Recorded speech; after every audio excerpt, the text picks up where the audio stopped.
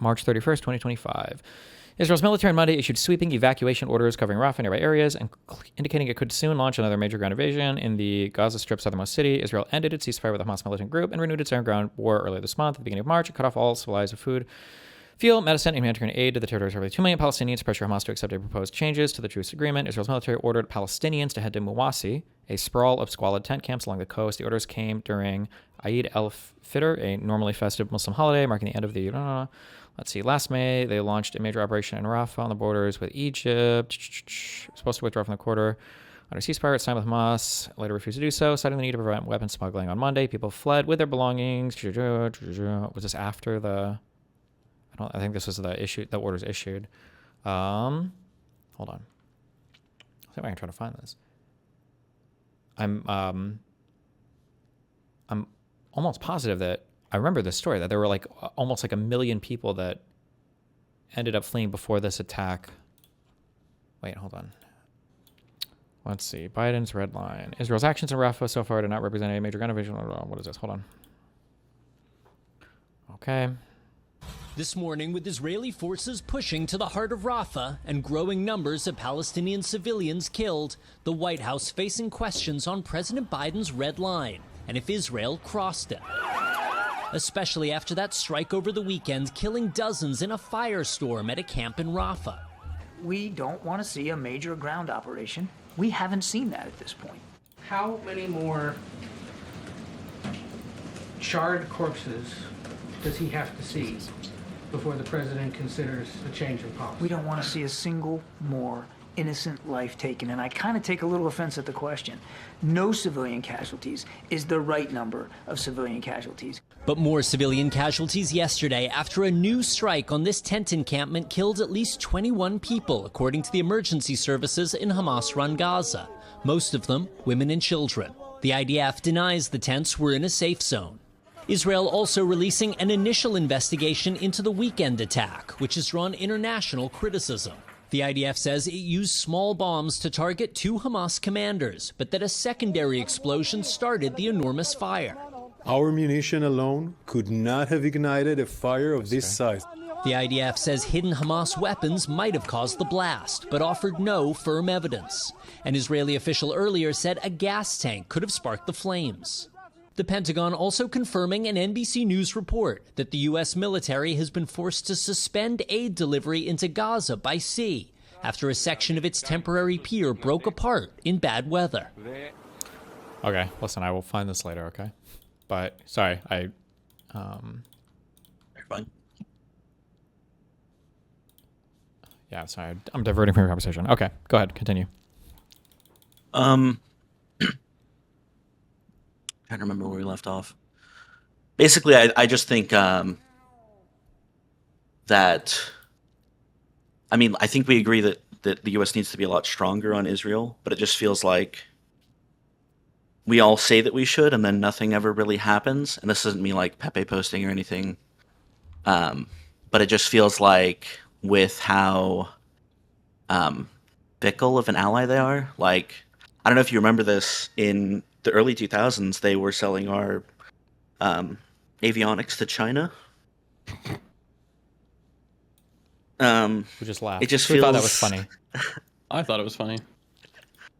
Why is that funny, though? I mean, it's kind of fucked up, right? Like, this is someone who has a status, like, do we consider Israel to be on the same level as Japan? I just feel like they're... So, I mean, like, here, this is the issue. The issue is that, like, there is no in between for anything on any of this ever. So like when it comes to any military operations in Gaza, all of the loudest voices just say there should be no war, period. That's a not only is that an impossible position, it's a retarded take. It's an impossible to work with position. So that's where like 90% of the people who criticize every single Israeli military operation, that's the position they occupy, that there should be no war at all. So absent that, and then that same thing applies too when it comes to like what are restrictions that we should place on Israel. Well, if somebody is saying there should be more restrictions on what Israel does, it's going to be 90% occupied by people who are saying we should send them nothing, give them nothing, or maybe cut them out of our alliance completely, rather than like how do you work with a difficult ally who is doing things that, like, given the opportunity to, Israel will do things that is in their interests, sometimes even contrary to our own interests. But like we only ever have these conversations about Israel. And, you're mentioning the fact that like these guys have been codified in laws, an informal ally. Turkey is a formal ally of the United States. Turkey's in NATO, right? And Turkey was literally fucking World War III tier shooting down Russian jets that were flying into Syria for barely entering their airspace. It was a huge deal. We were like, whoa, what the fuck is going on? They also like murder Kurds? Yeah, and they also, well, they do that all the time anyway. But yeah, there was that huge thing where when we pulled out of Syria, there were a bunch of Kurdish forces that were working with the United States on operations and missions, and we said, you'll be safe, don't worry. And then we left, and then Turkey went down and they murdered all of them. And nobody gave a fuck or talks about any of it. It was because of Trump, we don't even talk about anything related to what should we do about Turkey or restricting this. We just don't have the conversation because nobody cares, because no Jews, no news. So it's annoying because like all the questions you're asking are good questions. Like Israel is the I don't know what you would call this type of ally, but like if they have an opportunity to get one over on us, they absolutely will do that. I think you'd have to be naive to say otherwise. But the problem is that people act like Israel is the only country that will do this. And then the solution is never like, okay, well, how do we bring an ally like this under more kind of control or place more restrictions, have a more reliable operation where we can rely on them to kind of follow our lead on things? Instead, it's just like, this is why we have to cut them out completely. And then it's a complete neglect for anything else that'll happen in the future in that region. And it's just like, it's like, there's not a serious suggestion and it's not workable. That's my issue, I guess, mostly. Would you say like they're like a little bit adversarial? I wouldn't say adversarial, but they're just like, when our interests align, really good things will happen. Yeah. When our interests are not aligned, Israel, without a very strong push, will take their side versus our side. They care less, yeah. Yes. They just do what they want, yeah. Yeah. My only issue is it seems like it's been like maybe 20 years of trying to wrangle our, ally. Well, what do you Whereas mean by with, like, wrangle? Turkey, I don't they've think we been- have. I don't think we have like strong wrangle forces even in the United States. There was the JCPOA with Obama, which was a big deal, but Trump came in 2016, and Trump is an Israeli dick suck. Trump gave Israel everything they wanted and more, and wouldn't restrain these motherfuckers on literally fucking anything. And then Biden comes in, and then we have fucking October 7th, and it's like, Jesus fuck. It's just like a really bad set of circumstances. I don't know. I mean, what are some prescriptions or solutions that you have? I do think that we should probably expect a lot more in return in terms of military technology. Like that, I think that's a big thing for me.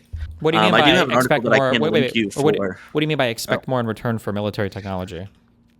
Like, with so at the moment we are currently expected to go to war with a near peer ally. So that would be like China, or maybe Russia. I didn't understand that term you used. Did you say near peer ally or what? Near peer. That's basically like a military force that is almost equal to us in terms of military PER. capability. Okay, Yeah. Gotcha. So I think a really critical part of that is going to be new air defense systems. So like the Iron Dome, I think that's probably a non-negotiable that. I don't know if the Iron that our Dome. dome, though? Well, no. One, it's not. But I don't know if the Iron Dome is like that useful to the United States.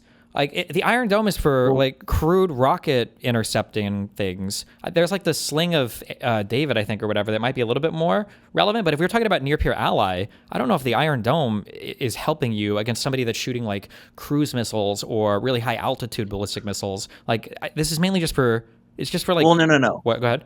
So I'm not talking about missile interception because that would be more like THAAD that we already have. Sure. What I'm talking about is for like the escalation in drone warfare, because I'm pretty sure this was in the workings when I got out. It's not like classified or anything, but we were trying to use them as anti-drone systems, because that's one of the biggest things that's like, as I'm sure even if you've loosely followed the Ukraine war, drone warfare is a big aspect of Yeah, I've heard. the war But itself. I would be, and I just could just not be informed on this or just making a bad assumption, but like I would be kind of surprised if it was the case that the Iron Dome could be repurposed for drone warfare. Why do you think that's not the case? Because I thought the main achievements for the Iron Dome is that it has a geographic layout of things that should be protected. You've got your cities and your open spaces that aren't. And then it can see crude rockets that are being fired. It can calculate the ballistics, and then it can launch an interceptor if the calculation trajectory is like going to be in a city, and then it can intercept and destroy the rocket. But drones, unless there are drones that I'm not aware of, drones can't be calculated like that. Like a drone can just change trajectory, and like an interceptor is not going to work the same way. Aren't there missiles that do this as well? Possible, but I'm more so thinking of the Shaheeds because I'm pretty sure the Iron Dome is what they utilize to take out the Shaheed Iranian drones. Are they? How does a Shaheed work? Can a Shaheed change trajectory or no? It's not like the quadcopter ones. It's like the have you ever seen like the Reaper drones that like kind of orbit, if that makes sense? Like they kind of circle around, but it's more like a kamikaze. It's So it's like an RV plane almost that you just steer. The Shaheeds.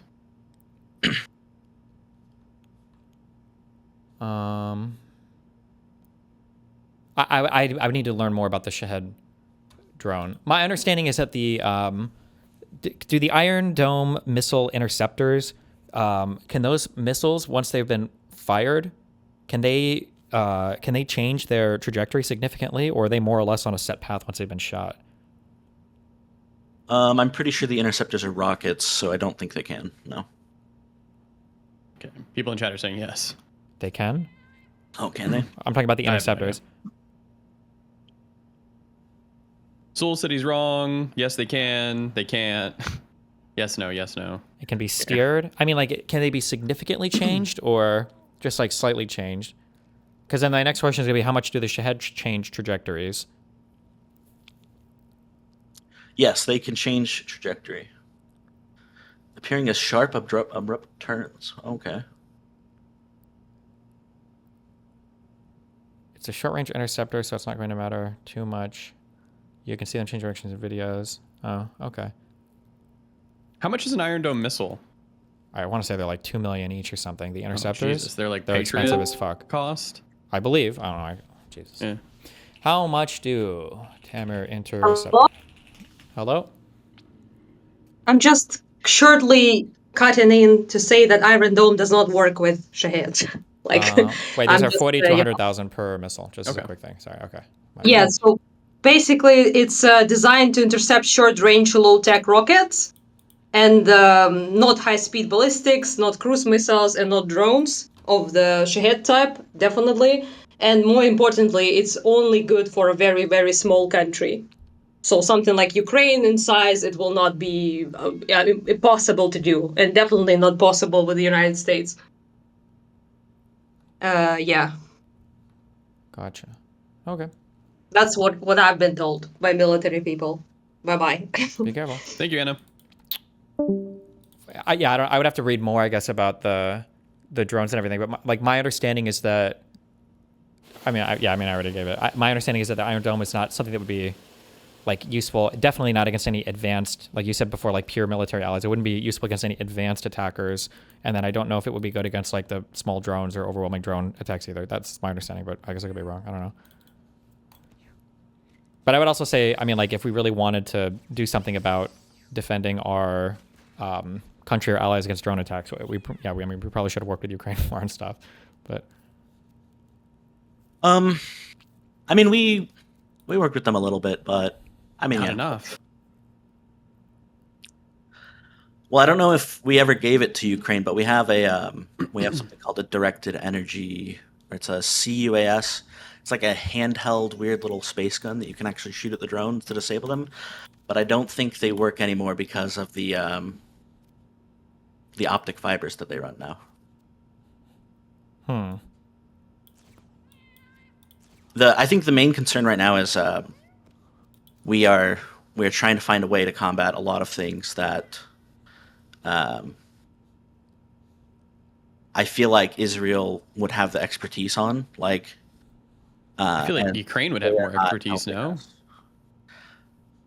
Yeah, but I mean, from like a more pragmatic point, I guess I feel like we could get the Republicans on board to. I guess I mean, really, like it doesn't. Ukraine. The fact of the matter for this actually doesn't matter. I mean, like if Israel can help us significantly with this, then I mean, I'm just going to agree with you. I think they should, obviously. Maybe there are more. You think they will? If we force them, yeah. But we would have to take a strong position on them, of which currently U.S. leadership is not willing to do. Okay. Good question. Yeah. Thanks a lot, buddy. I would just say, if I link you some stuff about how they didn't give us like the key software needed to operate the Iron Dome, would that change your mind at all about like, or like anything relating to them selling military technology to China?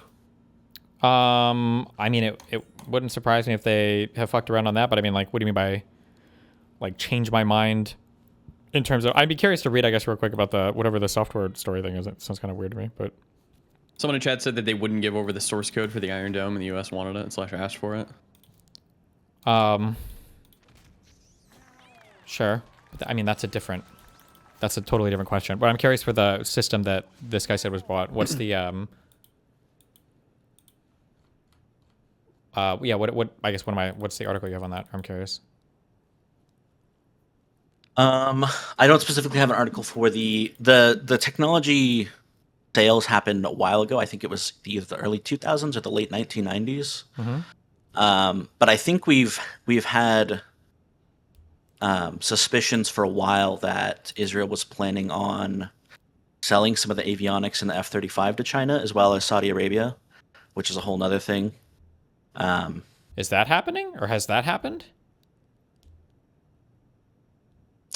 Has it happened? I don't know if they found out if it has or not, but I know that's how China does most of their military developments. Is could China buy what they avionics give. from an F-35 and do anything with it with just avionics from an F-35? I feel like those systems are highly integrated, but I could just be completely fucking making that up. It's probably about like doing the reverse engineering or whatever. No. Well, yeah, but if it's a highly integrated system that like only builds on works top of each with other. F-35 and it's like a all proprietary shit, I don't know if like reverse engineering would even be. But I could be totally wrong. I'm not sure. I don't know. But I also don't know when we say avionics, like are we talking about just like a radar dish, or are we talking about like the whole software stack that like gets all of these integrated systems working with each other to communicate and show something useful to the? I just don't know. But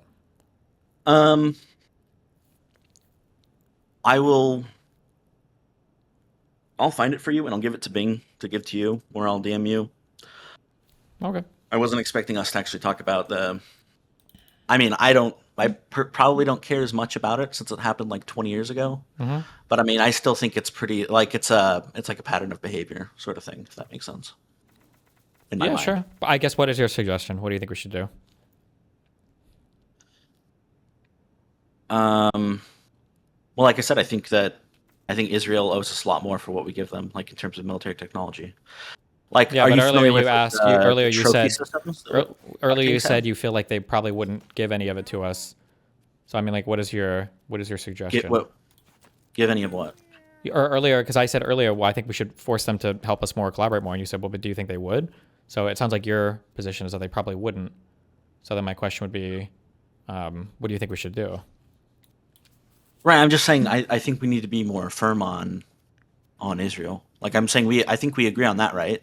Yeah, but I definitely Like, agree on that. Yeah. As far as like the red line stuff goes, where we said there was a red line, and then because that's what it kind of sounded like to me when you watched that video, is that Biden had set out a red line that they weren't allowed to do a ground invasion of Rafah. Well, I think Biden. I think the quote from Biden was that they for- can't do a ground invasion of Rafah without having an evacuation plan first. I think was the official position. But I did find the article on the UN saying that there was a or not the UN VO. Oh, this is Voice of America news, so who knows if this is fake news or not. But 800,000 people flee Rafah without safe options amid Israeli military. But this is when they waited for this evacuation to happen before they went in and they did their ground assault, which I think the full quote from Biden was that they have to have like, you can't do this attack without like an evacuation plan or something in place. That was technically the red line. But Okay, I guess. yeah, I mean, I guess, what do you think we should do? What's your perspective? I thought I mean, like, I don't know. I feel like it's a very one-sided relationship. Like we get intelligence that we get from other nations in the Middle East, and Well, let's assume that we just we- ditched Israel as an ally. We were like, fuck this, and we just left.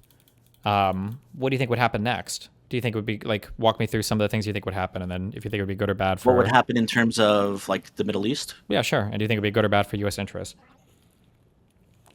What would happen next? I think that depends on how cynical you want to get. Like, I could see them just going full bore on Gaza and the West Bank, probably. But I feel like they're kind of doing that now, if that makes sense. Like, they're just biding their time and. Do you doing really things think right now? like Do you really that's- think that Israel's going full? No, land? no. I'm saying like they like with the settlements. It's an incremental thing. Like, I think if we abandon them, I think you're right in that Israel would probably have a lot less discretion. But I mean, they're already like. Would you disagree that Israel is trying to gain more control of the Gaza Strip or the West Bank right now? No, they definitely are. So I guess like my point would just be that it's going to accelerate. So I mean, you're right that they would be negative, but I'm not advocating for like a cutoff of Well, yeah, but then I'm asking. Okay, so I'm asking again, diplomatic relationships or. what are you advocating for? What do you think we should do? We either need to enforce these like hard boundaries that we set. Like it's crazy to me that we bought Iron Domes from them and then didn't get all the software that we asked for when that was conditional of the deal. Okay. So we either need to like have a backbone. Like, would you agree that we kind of do let them get away with stuff sometimes? Well, I mean, what do you think based on what I've said so far here? I mean, probably, yeah. Okay. Yes, I agree. I think you would agree with that. Yeah. Okay. So then I think, like I said, I think we agree on the solution. It just seems like you make excuses for them a lot of the time. What excuse have I made for Israel? As far as like a specific claim goes, I'm trying to remember because you haven't talked about Israel in a while.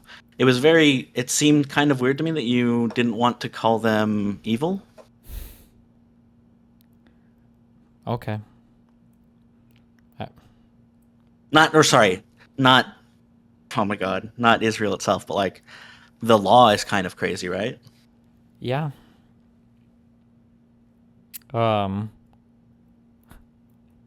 Okay. I don't think I make excuses for Israel. I'm pretty critical of when they do bad things. I think we should hold them more accountable for things. Like, I acknowledge that they. But, I mean, you're not though. Like, you don't think the flower massacre happened, or you think I don't think it that did. I think it's that bullshit. It didn't happen, right? Yeah. See.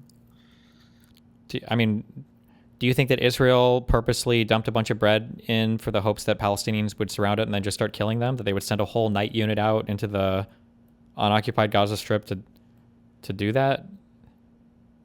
Is that the claim? Isn't the idea that Palestinians were getting aid, and then Israel started doing limited fire into the crowd because there was like a suspected terrorist threat or something like that? I thought, well, the claim that I was reading was, I think you're referring to a separate incident, but I could be wrong. I don't know. The claim that I remember reading was that there was like flour aid or something that was being delivered, and then the IDF waited for hungry Palestinians to surround the aid, and then they just opened fired on the people to kill them all because epic. And there was like and they called that the flour massacre. The thing that you're talking about was, I think there was like a caravan of trucks, and then eventually gunfire broke out in this, and the IDF claims that people started to try to surround or tip the trucks, and then Palestinians claim that the IDF opened fire for no reason. I think those are two separate events. No, because the flower massacre was when they were swarming the aid trucks, right? And then I thought it was a different thing, but I could be wrong on that. I thought the flour massacre was a separate. Well, because I thought that one was where Israel was basically saying they felt threatened, and then because of the like mass. Oh no, crowds, no! like, I think this might be attack. the same event. Yeah, I'm sorry, this might be the same event. Because this was food aid trucks as well. Sure. So I guess what is your perspective or your vibe of like what happened here? I mean, I don't think it's like a. I feel like would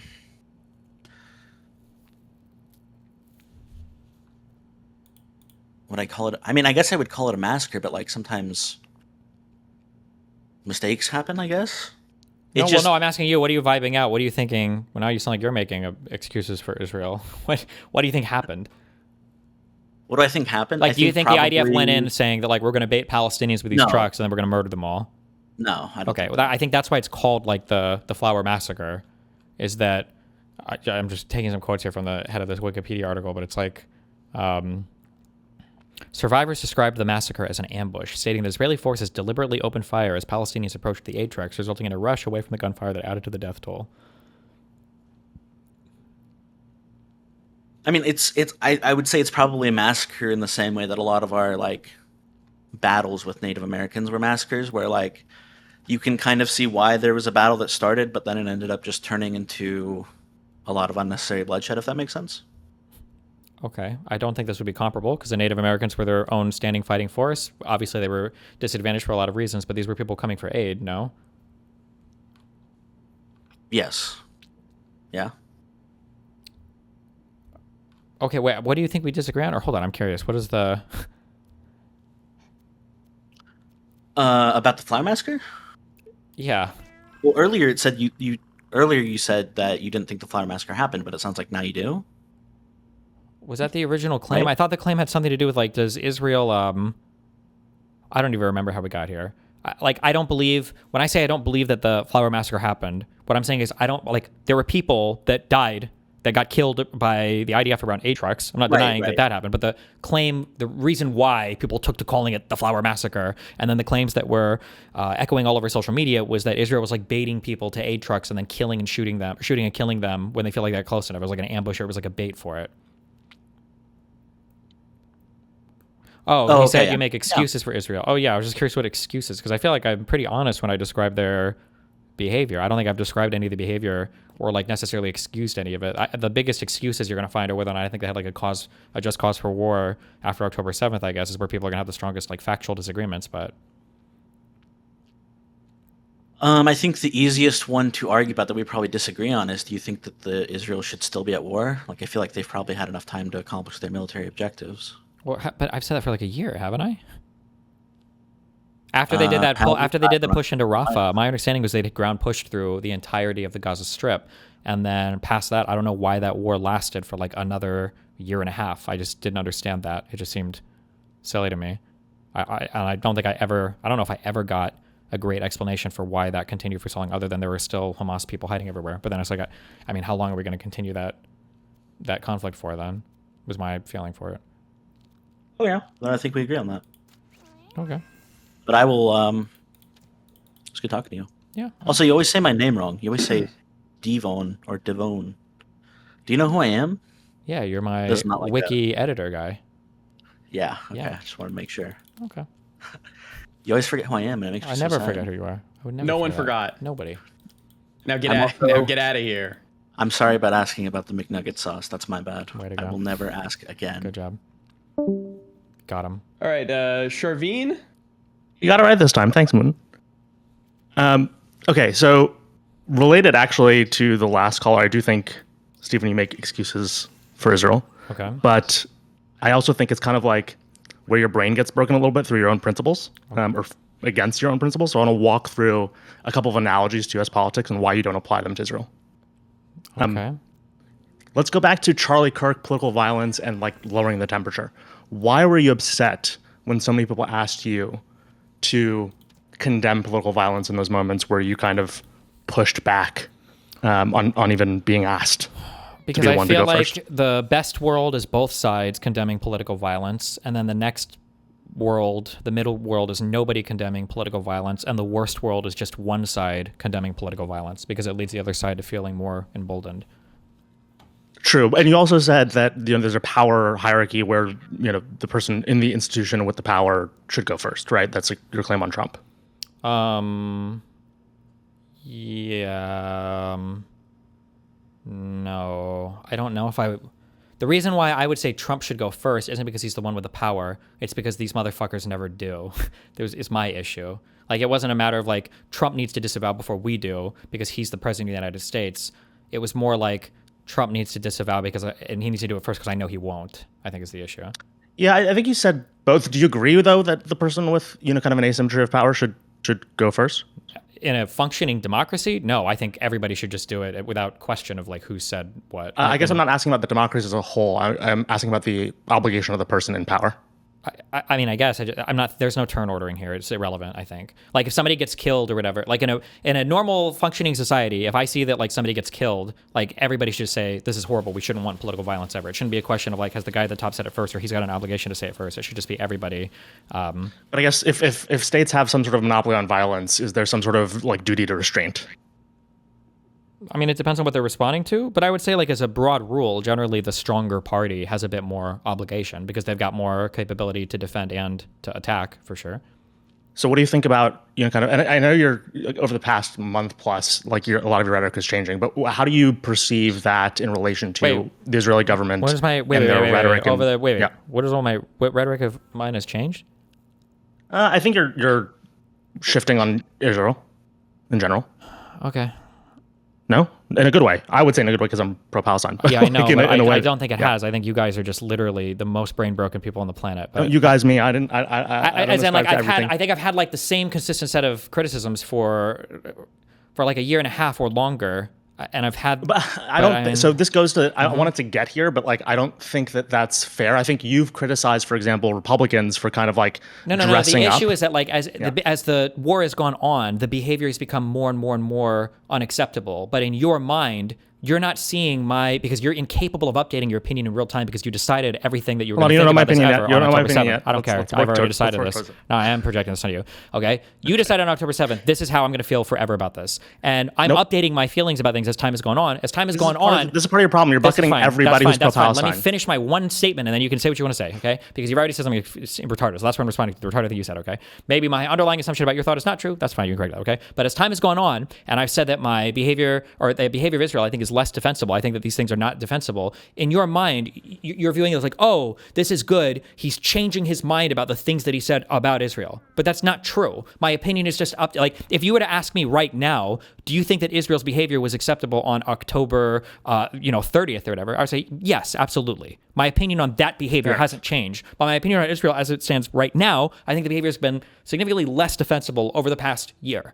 But that's not like me coming around to the opinions of the people who have had the same opinion since October 7th. It's not. Fair enough. I do think there's some things you said that you might reconsider in light of what you've seen as their continued behavior that would have told you something about their principled stand. But I don't go for it. Okay. Okay. What's the next part you want to go to this? So the power hierarchy thing is one piece of it. If you have thoughts on that, let me know. But like that's one of the things that I think. I kind of want to build on. The second thing is, what I'll call the choosing the bad way framework that I think is happening a lot in politics. When we talk about ICE and immigration, often I would say that we do need enforcement, right? But we're displeased with the way that it happens. Why are you displeased with the way that it happens in the U.S. right now? Yeah.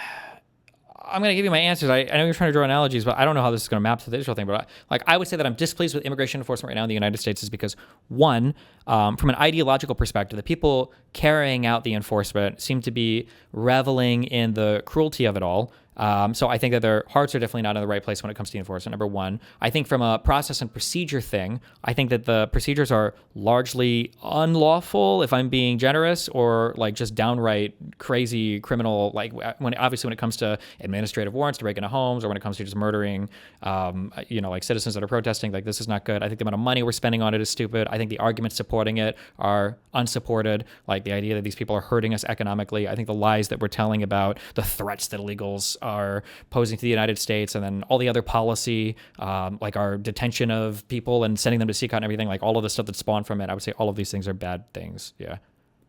I'm going to say this in the most, kind of brain broken sounding way, just to, kind of get you to respond. Why does this not apply to the IDF in Israel? I think it doesn't apply to the IDF in Israel because I think the threat to Israel is a real one. The illegal immigration. Does the threat mean that you can revel in cruelty? No. You said that the ICE revels in cruelty. Do you think Israel revels in, or the IDF and certain portions of the populace in Israel revel in cruelty? Revel in cruelty the same way that the Republicans do when it comes to or even worse. As a whole, the population, no. I didn't say as a whole. I said segments and the IDF. Segments? Yeah, of course there are going to be some people. A significant portion of the, let's call it the power hierarchy.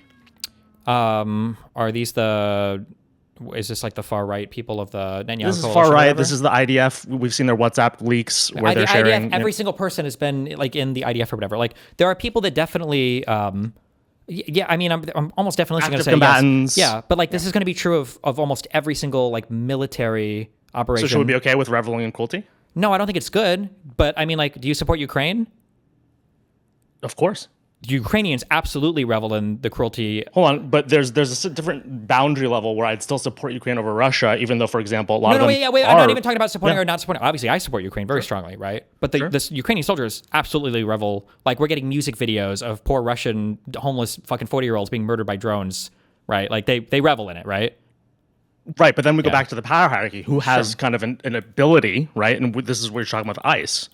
So I don't know if take this. I think when I'm reveling in cruelty, I think I think to some extent, I think it's a function of your justification for war in going into the conflict. So let me say that like you should never revel in it. Like that's not good. I don't think anybody should ever revel in it. But like in the same way that people clap and cheer when a dad steps out and murders a guy who assaulted his daughter or whatever, right? And people revel in that. They love that. It's because they feel like the dad's cause here is much more justified than but hold on. That's also, we all would generally agree with that. We wouldn't agree with a lot of the reveling in cruelty that the IDF does. They revel in kind of civilian death and taking over hospitals. We've seen WhatsApp group where they take pictures of aid workers' bodies and are kind of celebrating. I think that's significantly more rare. There are people among especially the far right in Israel that do this, but I think the majority of reveling you're going to see are people who are under the assumption, right or wrong, that these people are like Hamas terrorist fighters or are significant supporters of Hamas, such that they're helping them in military missions or whatever, which still isn't good, but I think it's significantly different. You're right, but this goes to a later point I want to make, which is that like this is part of a framework where you often ask, even with the last caller, you're like, what should we do? And I'm the one critiquing these people. You spend 90% of your time yelling about pro-Pally people, bucketing them all in the same group and basically attacking that side of the movement. You could be the pro-Palestine person that has the right solution, that takes the nuanced and researched approach. You do not proliferate or promote or amplify any of what is real on that side of the movement, right? I have because there's nothing real on that side of the movement. The entirety of the movement is poison and it's bad. It's dog shit. I'm sorry, but it is. I have no problem if I'm debating a far right. Wait, can we define the movement? Can we define the movement for a second? Yeah, it's a bunch of fucking retards that have never stepped foot on any soil in any country that is even on the Mediterranean their entire lives, let alone fucking Israel, let alone the Gaza Strip, the West Bank, or anything else. Yeah, it's a bunch of people that are fucking retards that have no concept of how that thing should end. What movement are you part of?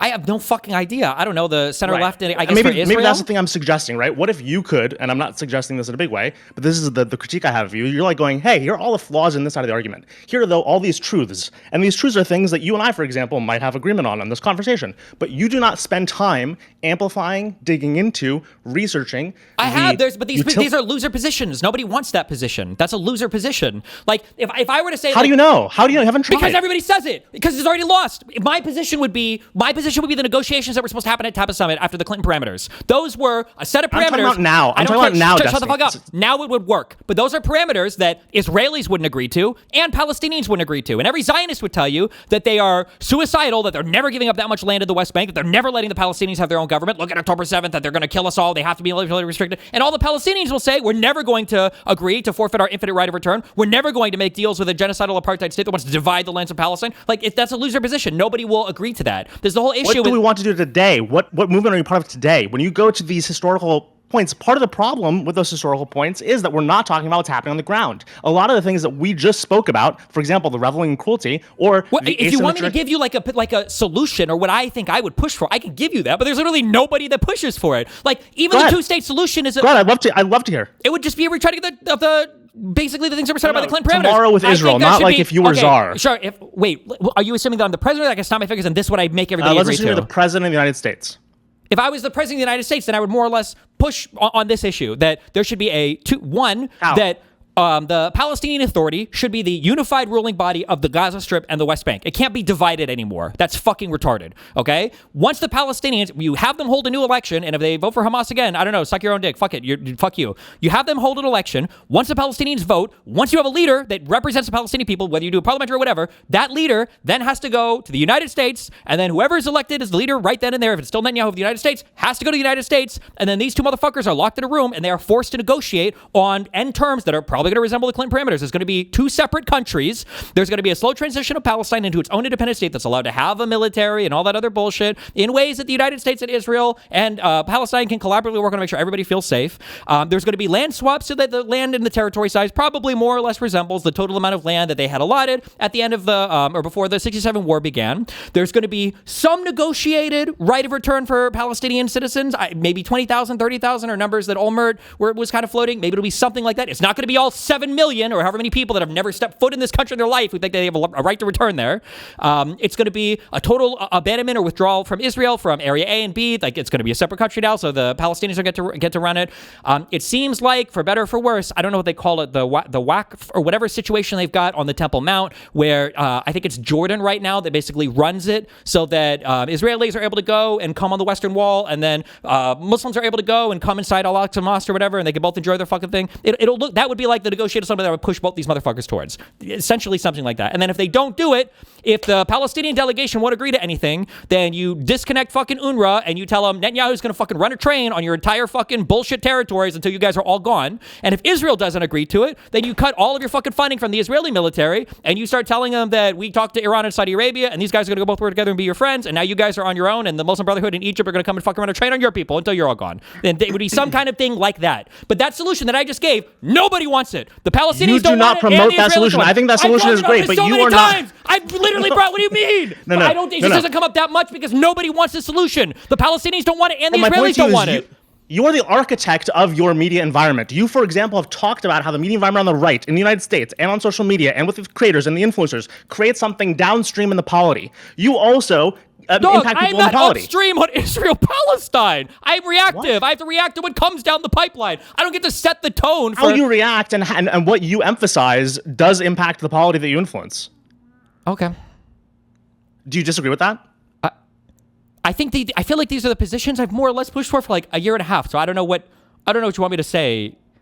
Hold on. If I had the opposite view, why do you think that is? Am I being completely irrational? Am I just because blind? The majority of the people one is because your entire media environment is fucking obsessed with pro-Pally shit. Okay, Destiny, I watch you. I know. I don't watch Hassan. My media is obsessed with pro-Pally shit. Right? Okay, I don't watch pro-Pally shit. You have to stop making the same assumptions of this group of people. This group of people is a large... Do you watch me? Oh my goodness. Do you watch me?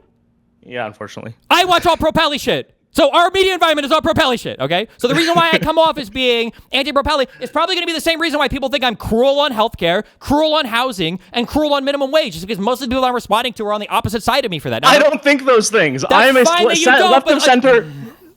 Yeah, but I'm talking... this is why you have to stop bucketing everybody. There are reasonable people you could reach on this issue. I'm just telling you, this is the general impression that people have of my positions. Is because I'm not asking you to tell me why you feel frustrated. I'm asking you why, if you control how you react and what you emphasize, you can't, in acknowledgement of the power hierarchy we just talked about, the reveling cruelty we just talked about, and the fact you see solutions that Netanyahu and the Israeli government are not at all leading us towards. They're sabotaging everything that you suggested should be the solution. You are not influencing your polity to think differently about how they pressure policymakers, other influencers. Because most of the people on this side of the internet already have that perspective that Israel is sabotaging any attempts to work towards peace, which I generally agree with. But then they think that the Palestinians are innocent players in all of this, or players with no agency, which is totally fucking wrong. I don't know if you know this, but a lot of the way you speak and the way you're clipped and the way you're used and the media environment is used as apologetics for Israel, whether you like it or not. Yeah, I'm aware of that. Right, so I would you rather could be change apologetics for Israel on my side of the internet than joining the lump brain dead cancerous I mob of didn't suggest you people. should join anything, Shut the fuck right? up. I'm just telling you that I'm never going to be on this part of the internet and start giving a ton of criticism of fucking Israel. All of these are stated. All of the people know these things. Like, there's just not. What am I just going to throw my voice? By the way, no, they don't. You say that, right? But if you went to a lot of individuals who are low information, and again, your stream is a good example of these people. Hassan's stream is a good example of these people. They're low information on this issue. Right? And so a lot of their assumptions can be changed if they're shown some version of evidence. This is like the Ben Shapiro, kind of compliment to you of, oh, you do your research on stream, and I think that's one of the great gifts you give to your audience. But a lot of the research you do are the version that are apologetics, because you're fighting what is, yes, I agree with you, a bad view or a bad movement that has a bad set of solutions, when you could be promoting, and when I say promoting, by the way, it's not just, oh, here's my solution, here's what I think. It's also saying, I'm going to take seriously the critiques of the IDF and of Israel that have to do with the same principles I asked my audience to take about leadership in the United States and in the right.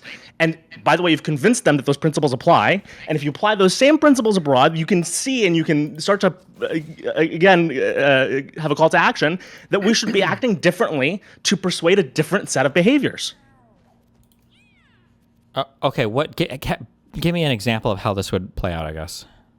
Yeah, I think that you should take really seriously the cruelty, the revelry and cruelty. I think that the way that the IDF and the far right, and I've been exposed to some of this just based on where I'm in New York.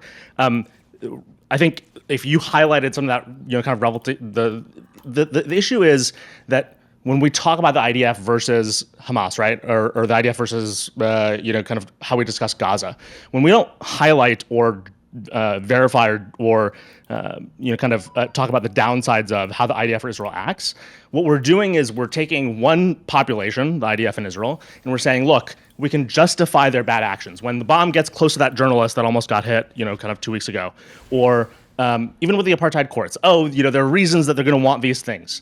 But we don't do it to the other side, right? What happens is ultimately your audience, more than, let's just use the extreme example, Hassan's audience, will view every Israeli action with a sense of skepticism that they don't apply to the other side, right? Or a sense of like, I'm not sure this is what Israel really meant to do. They'll do a lot of apologetics. They'll do a lot of, give them the benefit of the doubt. That sort of thing, I think, poisons your audience against what has really shown itself, which is a lot of misbehavior on the side of Netanyahu, Ben Gvir, Smotrich, and the Israeli government, because you've constantly told people to be so skeptical. And you do not, I'm just going to tell you, you do not do the same level of research to go, look, I think this about the Flower Massacre, but here's what's real over here. And here's what's, kind of the dynamics of this WhatsApp group that leaked. And here's this, why this is fucked up for the IDF to be quoting or tweeting something to a foreign government. It gives your audience this default where they just do not take seriously what Israel and the IDF do, but they do take seriously because you say every single time anything happens, on their side, you kind of point to and you go, look, this is how Hamas uses aid, this is how Hamas uses steel. And so they go, great, every time anyone in Gaza does anything wrong, it's clearly wrong. That's one example. I don't understand why I would lend my voice in the current media environment to criticizing, I guess, like Israeli behavior, which I do to some extent, but like the overwhelming amount of people right now who are part of this media environment, like literally don't even think Hamas or Hezbollah do war crimes or don't think that they do any bad things. There's like an infinite set of excuses. So when like all of the excuses and everything else have been given for them, and I do provide justification sometimes for why I think the Palestinians fight the way that I do. I think even shortly after the October 7th stuff, I said, if those terrorist attacks happened in the West Bank, I basically would have no sympathy for Israel. But obviously the fact that they happened on the territory proper, everything is pretty bad. It sounds like you just want me to scream like Israel bad. Yeah, go ahead. Yeah, tell me, give me the harsh truth. Yeah, go ahead. Yes, tell me. Yeah, I'm going to give the harsh truth of when you spend so much time with Hassan and the 9/11 statement, I think that's one of the examples of you not doing a favor to your audience. What are you talking? Because you just made the same exact statement that he was intending to make, and you know that. What is my statement on the Hassan 9/11? Your statement, as it relates to October 7th, and kind of... What do I say about Hassan's 9/11 statement? You just use it as a way to critique the pro-Pali movement and Hassan as being brain broken. What do I say? That's all you do with that statement. I'm like the only person on the internet. This is why I hate being... You're right. Hold on. No. You have convinced me that I will never, ever take these semi-charitable positions on Palestine. Because I shouldn't. I am the only motherfucker on the internet. Stop. I am the only person on the internet that defended Hassan's 9/11 take, and I think I even did it yesterday, and you still think I super... You do it You do it after the critique. You do it after you make fun of. You do it after. I'm the only person that defends this taking from my own fan base. You guys think I attack them over this? You guys are mind raped. Can you admit to me? Can you just admit that you're mind raped by lefties on all this discourse? You're mind raped. Then there's I can't even. This is insane to me. It's crazy. I'm having a good faith conversation with you, but I'm telling you in good faith that you do it after. Good faith, but you're mind raped. I'm not mind raped. You're mind raped. Oh shit. Anyway, hold on. So let's just take this to another place, which is, the October 7th thing aside. When you say, I don't know, because these people are already convinced that Hamas doesn't do this or Palestinians don't do that. I don't think that's true, Stephen. What I think is happening is they are sympathetic to an extreme. You're right that their sympathy is going to a place that it shouldn't, in kind of not understanding the context of the situation. Same thing the other side is doing, right? But the challenge when you say, why should I lend my voice to that side of the argument? Your critique of them that would be accurate is that the nuance of either the history of the region and or the real politics of the region would lead us to some version of a complicated conversation where I have to go like, I go to like what we would do if we were to remove aid from Israel. We can't tomorrow remove all aid from Israel. But what we can do is we can have a set of conditions that would otherwise have consequences for individual cabinet members in the Israeli government, right? These are the complicated conversations we'd have to have where we go, hey, who is responsible, for example, when you talk about the settlers that you disagree with, right? Who's ultimately responsible? I don't actually know this. Who's ultimately responsible, do you know, in the Israeli cabinet for allowing those settlers to generally, kind of do what you say is worse than Hamas? Yahweh. The structure of how the structure of how the West Bank is set up. Cabinet member, right? What? There's ultimately some cabinet member who would be responsible for enforcing against that. I think structurally it just plays out that way, just because of how. It's because in the West Bank, it's because Israeli citizens get to have civil courts versus their military courts, so they get to escape a lot of the accountability. Okay, but I assume that similar to the U.S., there's probably like, a head of some sort of ministry that we would be able to point to that say, look, you're not actually enforcing what even your laws might say. The enforcement, it's like saying, like, who's responsible for not charging a white person of crimes of owning a slave? Okay, fair enough. Why don't we decide to target 3 people in the Israeli government about that issue? I mean, and we should. And I've said this. Like, I think it was. I don't know if Biden did it, but I'm pretty sure under Obama we were sanctioning individual people that lived in the West Bank from the United States. Not just individual people in the Israeli government, in the same way that we did to that one guy, who was flying back and forth, and Netanyahu went crazy for like 3 years trying to get him to get his visa reapproved. I guess. I was just thinking. Yes. Why not?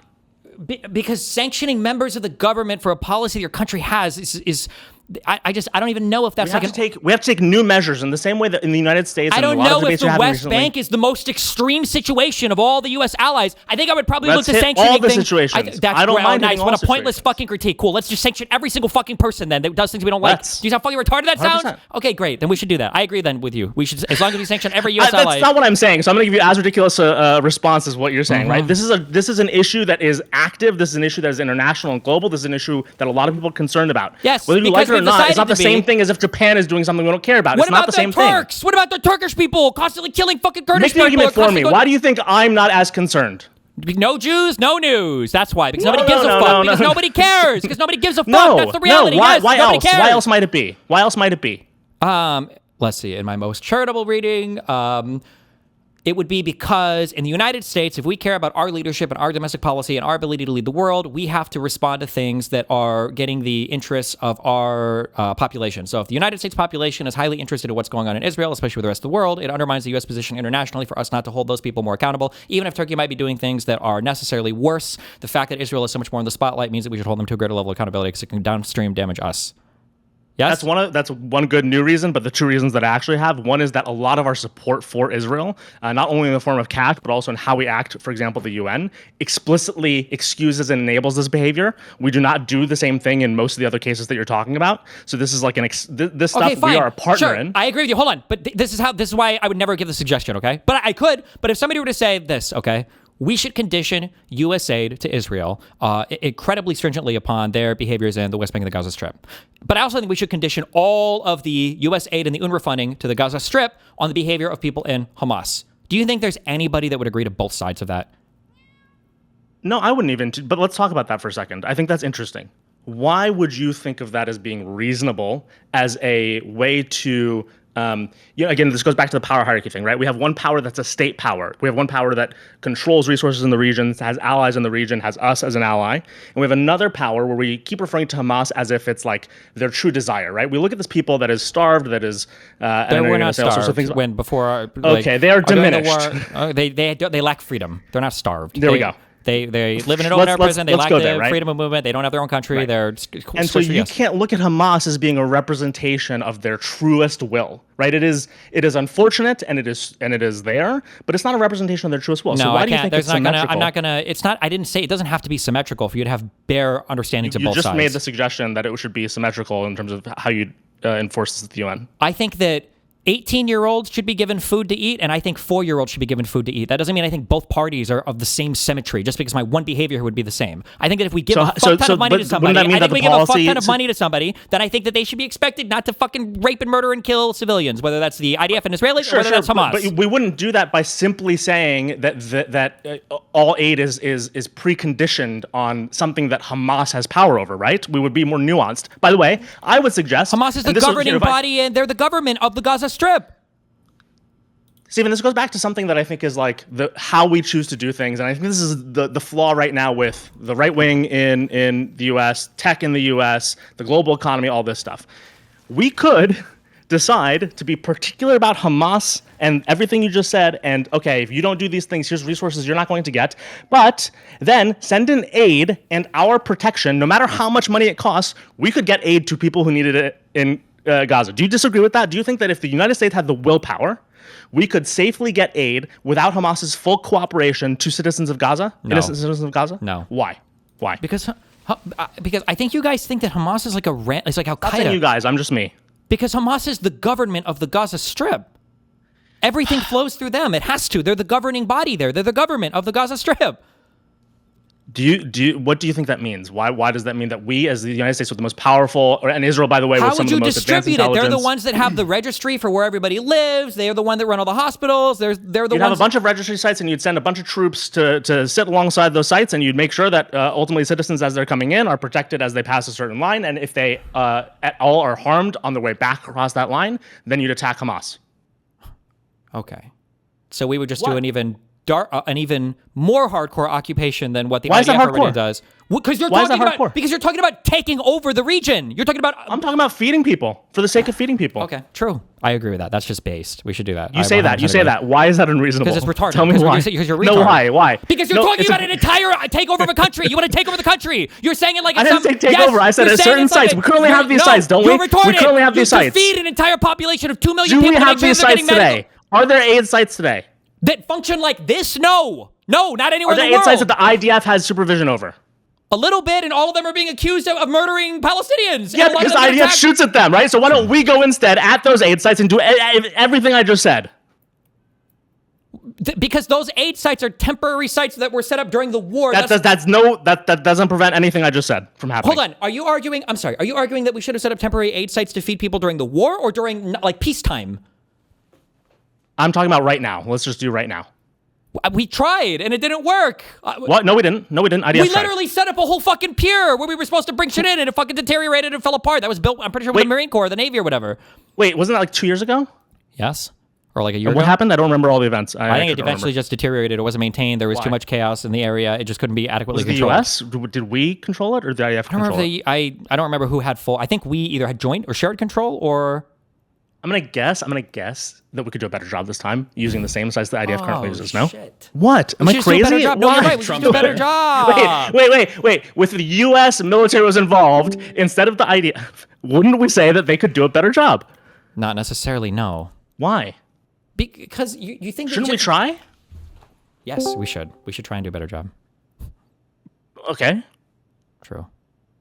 No, that's a serious suggestion though. Shouldn't we use those same sites and then say, hey, You didn't even let me Israel, you're not respond to doing a your good question. job. You asked why can't the U.S. do it? You just say U.S. military. The U.S. military is very good at doing certain special missions and at blowing shit up. But you're talking about administering to a region of 2 million people, and you're talking about security, you're talking about intelligence, you're talking about distribution of food and aid, you're talking about keeping track of like the civilian population, you're talking about potentially local law enforcement. Instead, right now, we currently have an inability to address the situation. So I don't know why everything you just said is unreasonable for us to spend and do, because we're currently spending and doing, I'm not and there's saying bad I stuff didn't happening. say anything is unreasonable. I'm just saying that you're suggesting this like it would be trivially easy, and the only reason we're not I doing didn't it say is it's because trivial.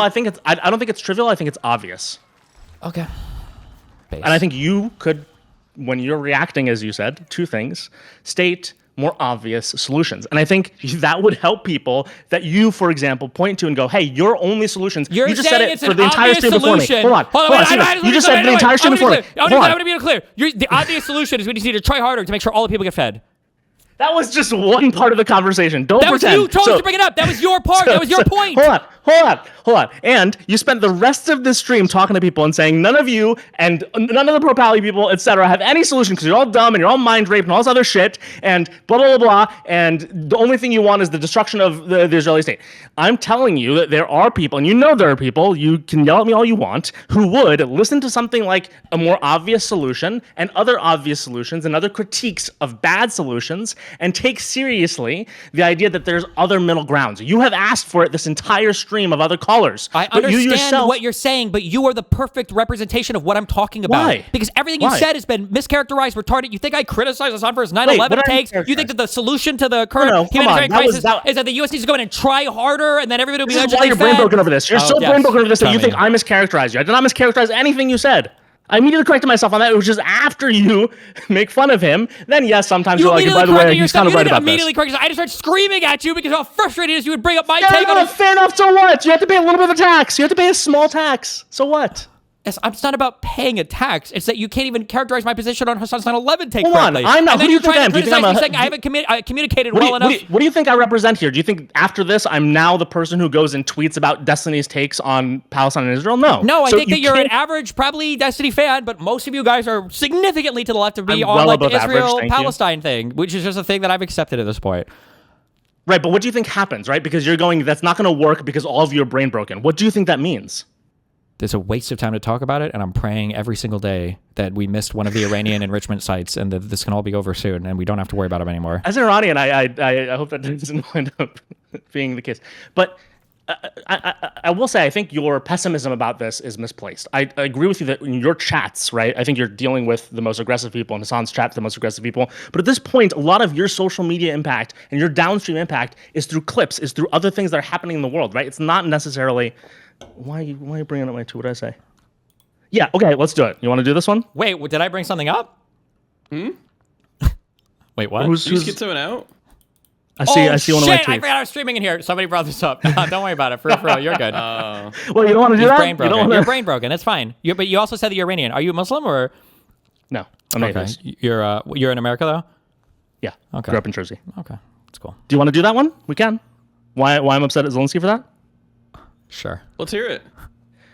When we see his language about Iran, one of the things, and the same thing would be true if he said something about Gaza that was out of band, we would want to understand the relationship between asymmetric power. What did he say in here about Iran? Let me reread the tweet. Also, asymmetric power, bro. This is the lefties that attack me all the time that use this excuse, like, "Oh, we're a small." I'm saying lefties. I'm a neoliberal. You really can't use that on me. Can you listen to the words that I'm saying? I didn't say you're a lefty. I'm saying that these are the excuses that smaller fucking loser content creators use all the time. Don't use lefties next to me. Just critique me directly.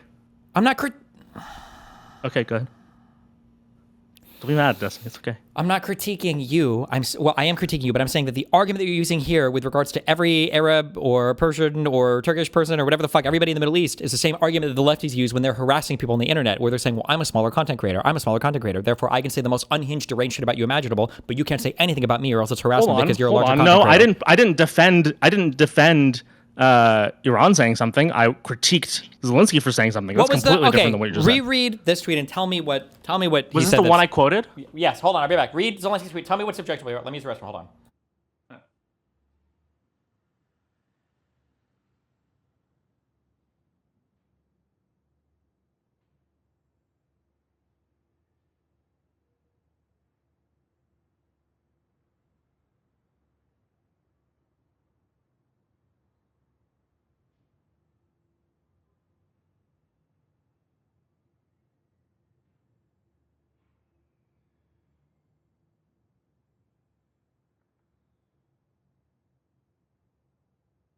Obama. Shrimple as.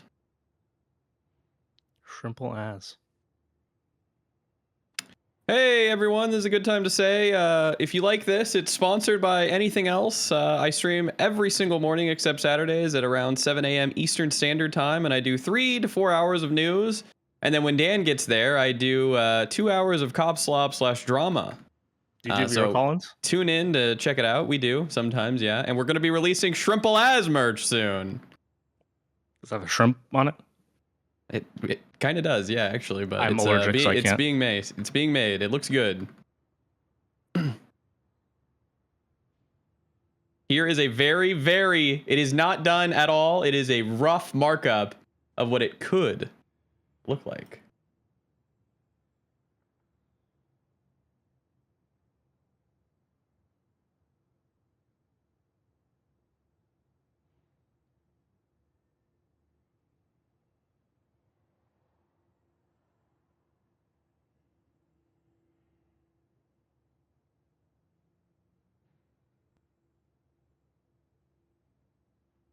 Moon, do you think Israel is evil? I hate him. Hate them all. I thought that conversation was funny though. The evil conversation. No, it was not funny. It was annoying. That guy It was so- the first time I think you guys have softened on the current situation, which I think is a good Triple thing. ass. I said it's not finished, you fucking retard, and it will be turned. What will Sorry, be turned? The thing I linked, you fool. Oh, I didn't see it. What do you mean? When I say it's not even close to being done and it's a fucking mock-up, what did you guys think? Does that just mean it's finished completely to you? You sons of bitches. That's why you never show draft work to your boss. No more, you know what? No more IP debates. They're done. No more debates at all. League of Legends time. Shrimple has.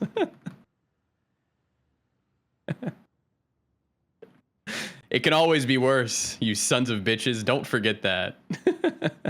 Wait, what happened? What happened? Are you back? Yeah, go ahead. Okay. So first, Simon, I think important context. I came in when I was a year old. My grandfather was the equivalent of the Attorney General for the Shah of Iran back in the day. Okay. And so I hate both the Shah's former version of Iran, based on my family's kind of retelling of the situation, as much as I hate the Islamic Republic. I think both were bad. The line here that is flawed is no one should be allowed to block such globally significant different sea lanes, whatever. Where basically he's saying, what I read this as, and the thing I take issue with, is Iran is in the wrong, and whatever needs to happen next to prevent them from doing what they're doing is justified. That's what I read here. And I think that's flawed because what we're doing in Iran is a violation of sovereignty. Even if you hate, as I do, the Islamic Republic, and my family is essentially were under house arrest for, how many years was that? Like 12 years under the Islamic Republic post their participation in the Shah's regime. It is still true that the sovereignty of that country and of individuals in that country is violated. And the idea that Zelensky, who is at the other side of an asymmetry, would say, despite that fact, what they're doing is so wrong that it justifies further violation of their sovereignty, I think is completely crazy and a misunderstanding of how the same situation, our ability to have sovereign nations or sovereign populaces, is being violated in his situation. That's the flaw. Gotcha. What do you think about that? It's easily one of the most brain-broken, retarded takes I've ever heard in my life. But Why? Why? the idea brain-broken about that that? appealing to the United Nations, first of all, which is the international body of law, You to do not do care about the something United Nations. Don't Let him pretend you speak. care about Why the did United you Thank just you. say you do not care about the United Nations? Because the United Nations does not has not sanctioned for the past several Is years. this my tweet? Is this my tweet? Am I Zelensky? fine, Am go I ahead. am I Okay, go ahead. Zelensky? Never mind. Go ahead. Am Sorry. I Zelensky? Yes or no? Yes. I am You Zelensky. are Vladimir Zelensky. Okay, so you think that me, Zelensky, I don't care about the United Nations? Why? What evidence do you have of that? That I don't care about the United Nations? Have I done things to violate? Okay, thank you. So your Well, hold statement on. was Why retarded. was- You want to seriously engage, okay? So Zelensky is appealing to the United Nations to ensure that the Strait of Hormuz is not closed. He can't do that. Wasn't Why? his only tweet about the conflict, or his only statement about the conflict? His other statement about conflict was very anti-regime, if I remember correctly. Why the fuck? Okay, why the fuck Which, by the way, is else? justified because he's getting hit by stuff, obviously from Russia, that's being manufactured in Iran. I actually, Then why would you even have a problem with any gay tweets? Because I think he's missing the asymmetry in the two situations. I don't think he needed to tweet about this at all. What asymmetry? You're an asymmetry cuck. Oh my god. I am. Dude. How tall are you? 5'10" and a half. Can somebody who's 5'10" and a quarter rape your girlfriend, but it's okay because of the asymmetry between you and the guy? This is how fucking retarded your statements sound. Like, I didn't say everything. Iran, because of asymmetry, can shut down one of the most important global oil outpourings in the entire world? If Trump had nuked Iran afterwards and a post fallout government closed the Strait of Hormuz as retaliation for the next 10 years, do you think that's justified? No. Your brain broken. Okay. If their population was nuked, they can't retaliate in some cases. You don't expect blowback. You think terrorism is justified if you're a small enough party? I just want you to know, and I know you're never going to understand this, and that's fine. And for the 2 people in the audience, every single Israeli will understand what I'm saying. None of your weird fucking pro-Pally dick sucks will understand. But the line of argumentation that you're on right now is why Israel, past the second intifada, never listens to the rest of the world when they're critical of things that happen with Israel. Because you will always make excuses for the retarded children Arabs, for the retarded children Hamas, for every single actor in that region to be a retarded fucking child who has no reaction in their kit beyond rape and terrorism and pillaging, and it's all justified. Okay, wait, hold on. So there's a useful distinction here. Let me finish, or I'm banning you from my server. You always have infinite justifications for every actor to do whatever the fuck they want, but Israel has to be the crazy adult in the entirety of every single situation. This is unworkable. Right. No sane country, no sane human being would operate under this rule set anywhere on the fucking planet. Nobody would do it. So why do you think that we should take some illiberal means?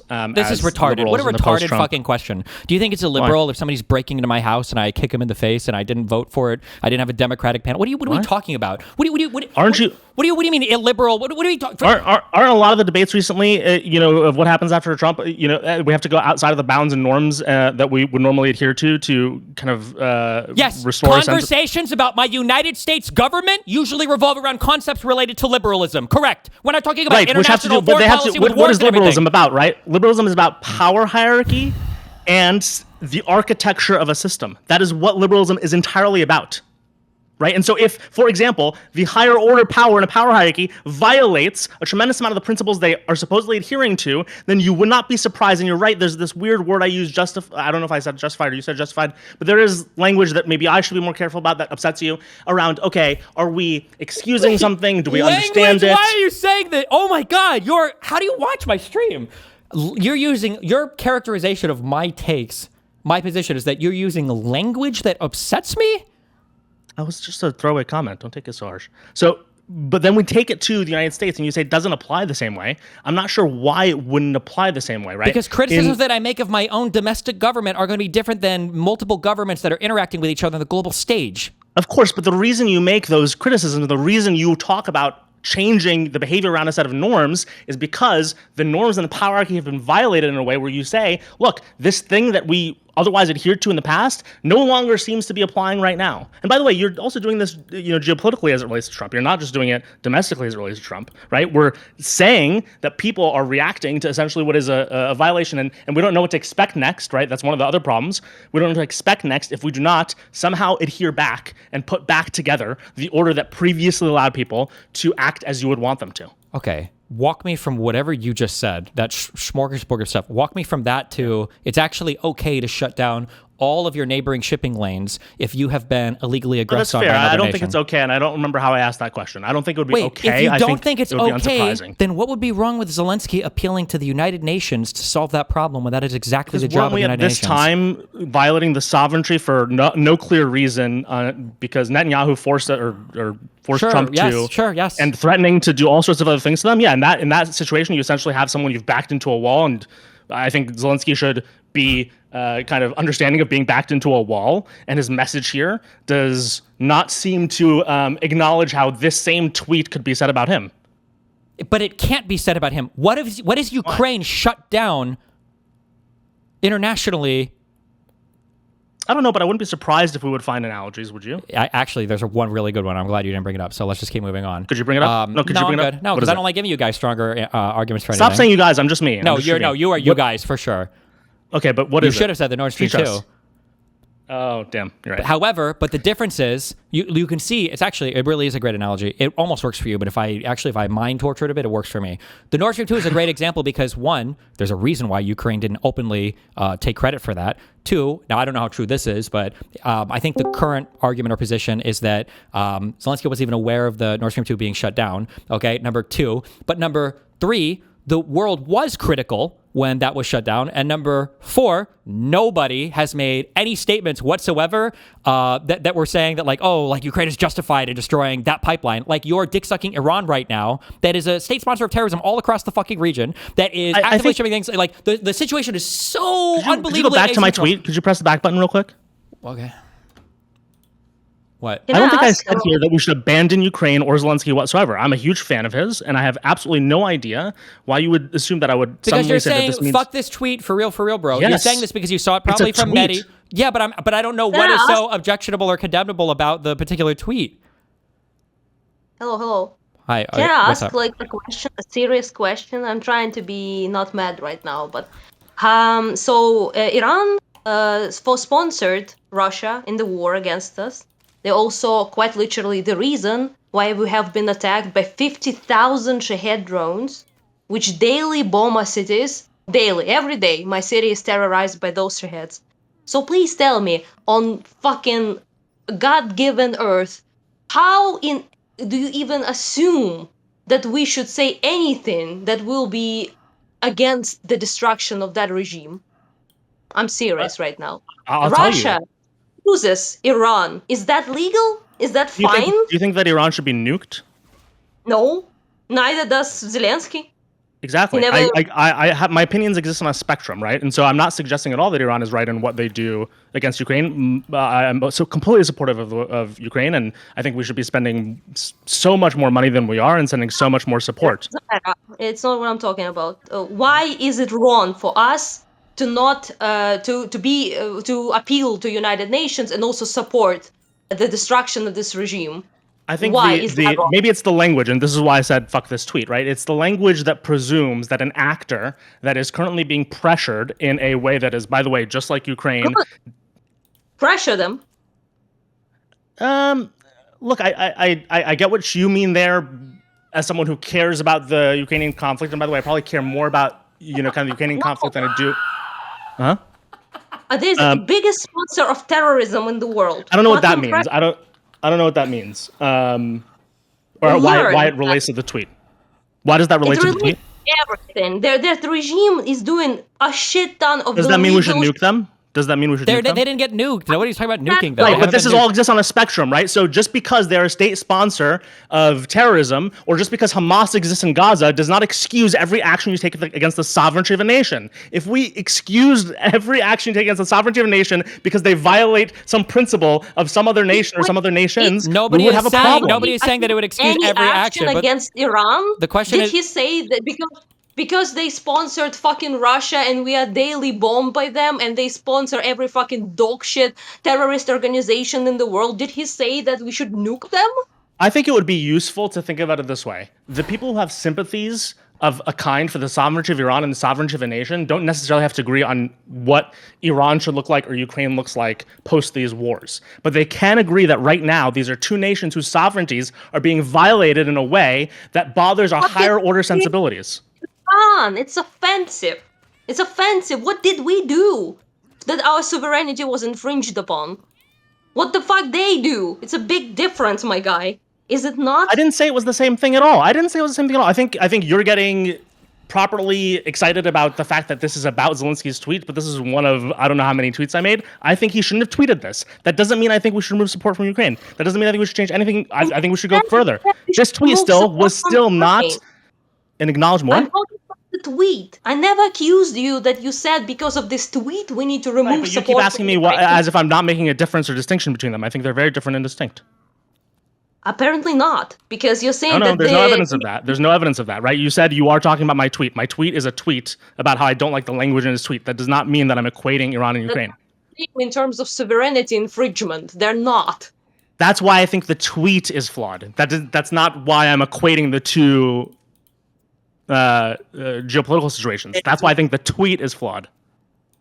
You lost me on that one, buddy. Fair enough. I don't understand. Like, I'm bringing up what you said about this. You said the tweet is flawed because you say that in both cases this is about infringement of a sovereignty of the country, and Zelensky apparently is allegedly a saint in your eyes who needs to think that any infringement upon sovereignty, even of our dreadful enemy, is a incredibly comparable situation, and he should be on the side of Iran in that question. I think it would be naive to ignore the fact that a lot of both of these situations are bad in ways that you and I would probably agree on because of Donald Trump. And because of the decisions that he's making geopolitically, right? And so when you say when you say what you just said to me, I think you are ignoring what I'm reacting to as someone domestically, which is that Trump is making a universe of bad decisions when it comes to sovereignty. By the way, bringing Zelensky to the White House or wherever whenever he talks about Zelensky in a way that violates Ukraine's sovereignty. And I think it'd be good for Zelensky to be cognizant that sovereignty arguments are good for him right now and good for all of us right now. And so when you talk about what we're kind of seeing in this tweet, it's a recognition, right, that essentially what Zelensky wants to make right now is a sovereignty argument, and Trump and Netanyahu to some extent and Putin to some extent, but that trifecta, relying on Trump, relying on domestic enablement of Trump in the United States, is violating sovereignties in other places of the world. I listened to all of that, and I still don't see, to be honest with you, how it connects with. What do you agree that he is violating sovereignties in a way that is novel? Who? Trump. I wouldn't say that he violated. I don't know why you said that he violated Ukrainian sovereignty. He's not reacting appropriately to the violation of Ukrainian sovereignty. Would you agree with that? Yeah, sure, that's true. Yeah, but cool. You said that they, are a little bit different. But anyway, I don't like how he treats that. Obviously, right. That's pretty clear, I think, to everyone.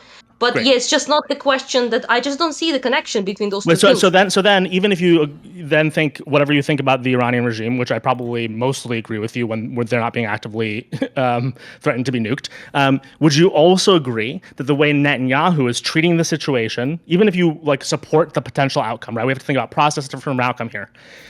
Would you agree that the process by which Netanyahu is undertaking the attacks on Iranian sovereignty are taking advantage of the same Trumpian impulses in this moment about sovereignty? If Iranian regime fell, hold on, let's not go to outcomes. Hold on, we can't go to outcomes. We have to talk about process. Process, dude. It's just what Destiny said.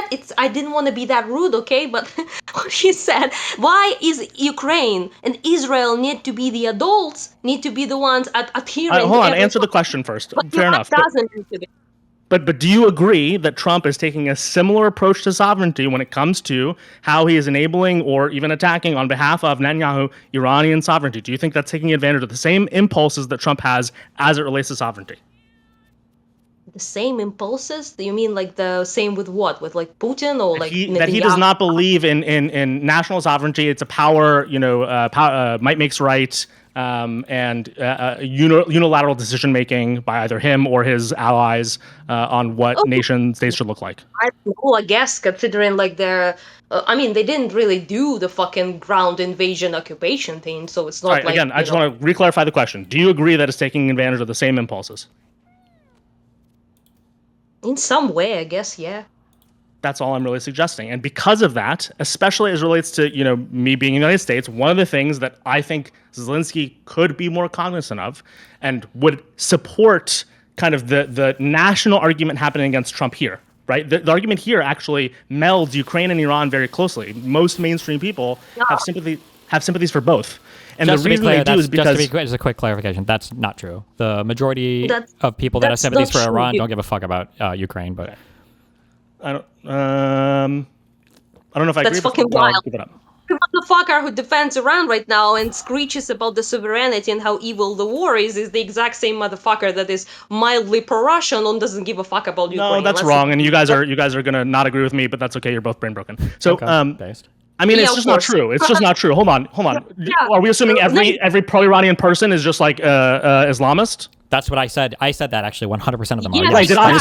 That's what I said. Good summary. Good So, summary. so I can't take One of the things that I can your tell in an positions to an argument is extreme. when somebody is Crystal ball is isn't never able to Islam, summarize my Okay, position never mind. ever Sorry. Okay, accurately. I whatever. assume it means they understand it really well. Yes. Let me discard this because whatever. Okay, so then the point I was making was domestically, the argument we should want to make, one of the things that will allow us not only, by the way, to fight Trump, but post-Trump forces around geopolitics and coming back to the notion of a world order and coming back to the notion of UN, is that sovereignty is to be respected. That if we do want to cause the downfall of the Iranian regime, we should spend the money, we should do coalition building, we should get the support of our citizenry in whatever country that would go and undertake that mission. Both missions have the same domestic flaw. The United States is unilaterally, or Trump is unilaterally in conjunction with his, as a person, allies, deciding to break sovereignties elsewhere. And I think it's good for everybody, including Zelensky, including whoever else, to know that domestically, we actually should be protecting the notion of sovereignty. It doesn't mean that we can't go invade another nation or take down a regime. It means, though, that there's process to it, right? We do want to go coalition build. We do want to take the UN seriously and the Security Council seriously. We do want to take the proper process to get to the outcome. Because if we only go based on outcomes, we're all screwed, right? This is a world none of us want to live in. He appeals to the UN. He doesn't appeal to fucking Trump. He appeals to the UN. That's how it should work. He's criticizing the inability And I'm not of disagreeing with you there. I don't That's disagree with what's you, but wrong with that. do you agree with what I just said, though, about the domestic politics of Trump and the fact that sovereignty is something that the United States is violating because Trump does not respect the concept of sovereignty? Do you agree or disagree? Every fucking concept of sovereignty needs to be respected. There were countries that were attacked for a reason, okay? There were countries Hold on. that That's different than respecting sovereignty, though. Hold on. We can attack a country while respecting their sovereignty because we believe they violated or are violating something that is existential either to us or our allies. But we would, because we respect sovereignty. Fucking regime change and killing the people is, like, by definition not respecting the sovereignty. I don't know what you mean. Killing the leaders of the country is, like, by definition not supporting, not being respectful of the sovereignty. Would you agree that there's a difference between Trump unilaterally alongside an ally deciding to do that and disrespect sovereignty versus...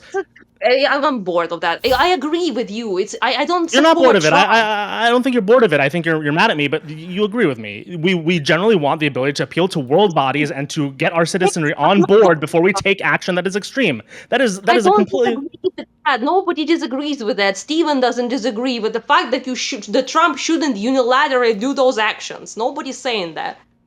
Who you boxing? I don't know why then we don't understand the notion that we want to defend sovereignty, right, as a principle and as a practice, including in tweets. Hey, listen, I tried. Okay, I tried. I'm gonna go. Yeah. Thank you very much. Bye bye. Be careful. Thank you, Anna. Okay. Oh, shit. I was going to ask her what hair dye to use. Way to go. Okay. I'm sorry. Recentering. Yeah. So what exactly is your issue with Zelensky's tweet? I think I, again, was reacting to the idea that no one should be allowed to block such globally significant. Yeah. Do you think that people should be allowed to block globally significant trade if they're being aggressed on in an illegal manner?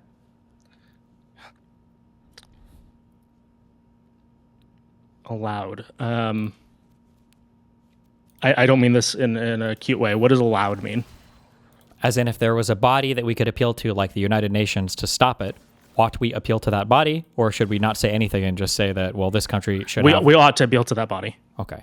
However, okay. I think Zelensky's in a unique position as being somebody else who is trying to get process to be the thing that wins. Mm-hmm. To understand that currently what's going on with Iran does not respect process, and so they're resorting to out-of-process means. So and again, I'm not saying the word allowed, right? So they're allowed to victimize the rest of the world then, if there's an out-of-process attack against them, and everybody else in the world has no right to say anything at all. I mean, help me think. I'm thinking about this out loud.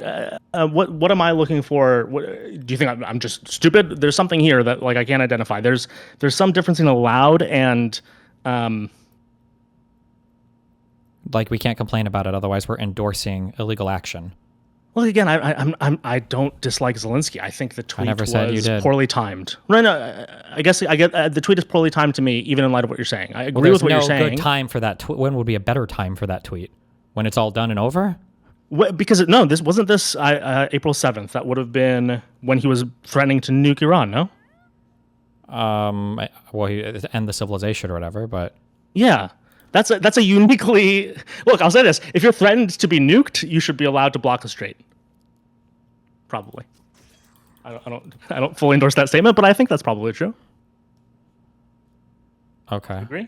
I would disagree. I think in your worldview, I think the United States should forcibly seize every single port on the planet then, in case any two countries are...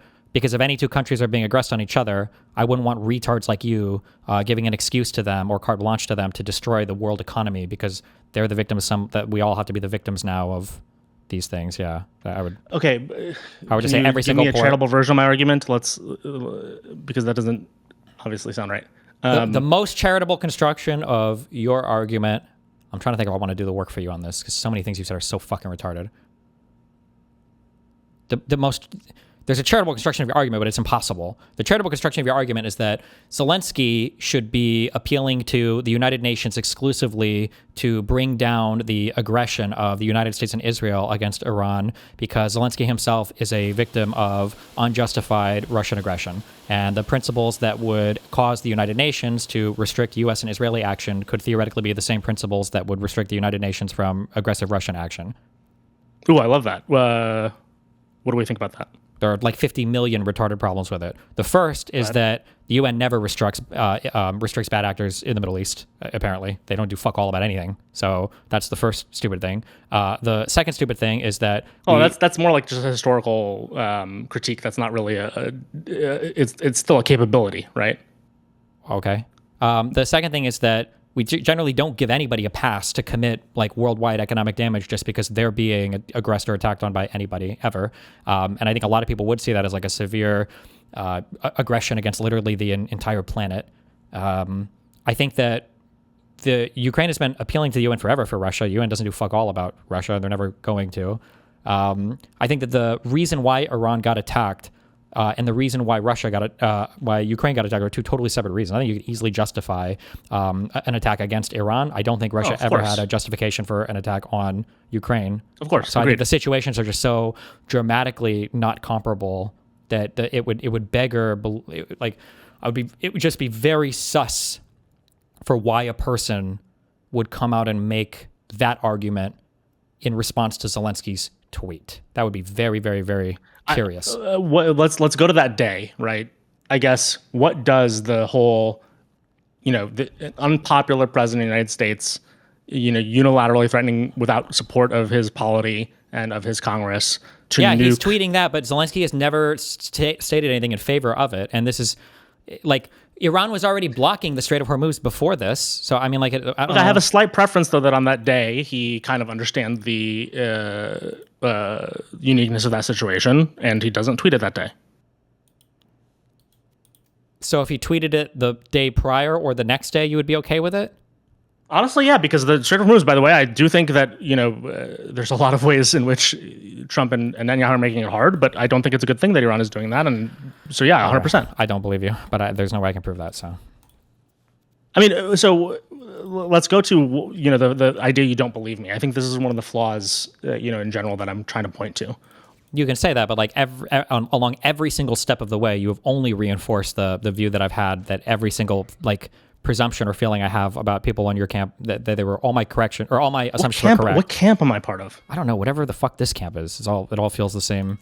Can you acknowledge that there might be a flaw in kind of your grouping?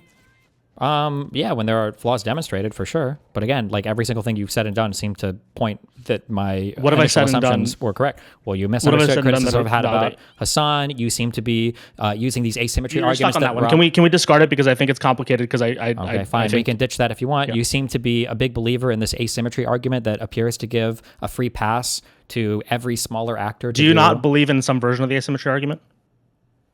It's not the same argument. No. In the United States. I'm just going to say no for the purposes of your comparison because it's such a bad comparison that just because two parties are asymmetrical, or rather I'll say yes, but just because two parties are asymmetrical doesn't mean that every single standard is changed, correct? 100% agree with that. Then I don't know how, so asymmetry has nothing to do with here. Right? What? A lot. So let's go to... How does the asymmetry apply here? Is one side allowed to terrorism? What's here? Here as in an asymmetry that would allow Iran to close the Strait of Hormuz. Or I didn't apply the asymmetry. I did not apply the asymmetry argument to this. I did not apply the asymmetry argument that would excuse Hamas terrorist attacking Israeli civilians.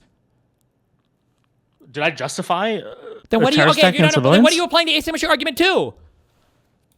The asymmetry argument was about you not critiquing what is essentially a version of, kind of Hassan's Russia, where basically every stream you do a lot of apologetics for the government, where I'm suggesting actually we can look at the asymmetry and know that a lot of the things that come downstream of that asymmetry, for example, the revelry and cruelty, are things that we should be actively critiquing and punishing. And sanctioning individual members of the Israeli government is another thing I mentioned. But every time I brought up any of those things, you're like, oh, well, why would we do that? We're telling the IDF, you're not doing aid appropriately. We're going to come and do it for you. Yes, wait. Those are places where the asymmetry would say, hey, we have an obligation to try to solve this, right? Filibustering. Okay, I agree with that. But then what was my response to that? My response to that was I would agree with that, but I would give a different position that literally nobody would agree with, which is if we're going to sanction the IDF for doing these things, then we should sanction Hamas as well. And then that's when you brought up the asymmetry thing and said, well, no, I don't think so because it's not the same. I don't mind. Hold on. We didn't get that far into that, so let's do that. We're good. Okay, you can sanction Hamas. No, you're either having memory problems. You can sanction Hamas. No. If you don't remember saying that, then I don't know why we're having this conversation. I don't know if you've literally forgotten. No, I said we didn't go far. I said we didn't go farther than that. We didn't continue that. Do we need to look up the VOD? No, you said that would be unfair. You'd be opposed to that. I give up. I said whatever you said. I said. But let's go to it. Wait, you said. Hamas, you said I'm a retard and Destiny's right about everything. So then we agree. Yeah. If everything. But then we should. Do we think separate Hamas? And this is why we got to the aid argument. Hamas from the people in Gaza. I don't know. How do we appropriately sanction, right? And this was where the argument actually went, Stephen. This is where the argument actually went. You realize you have nothing to say. Okay. No, come on. This is where the argument actually went. So how could we sanction? Because I agree with sanctioning Hamas, I'm not going to let you do this. You're not. You can't just bring up a thing and I'm not trying to do anything. Then you need to elaborate on what you just said. You said separate Hamas from the people of the Gaza Strip. How? What do you mean by separate? Which is when we sanction military action.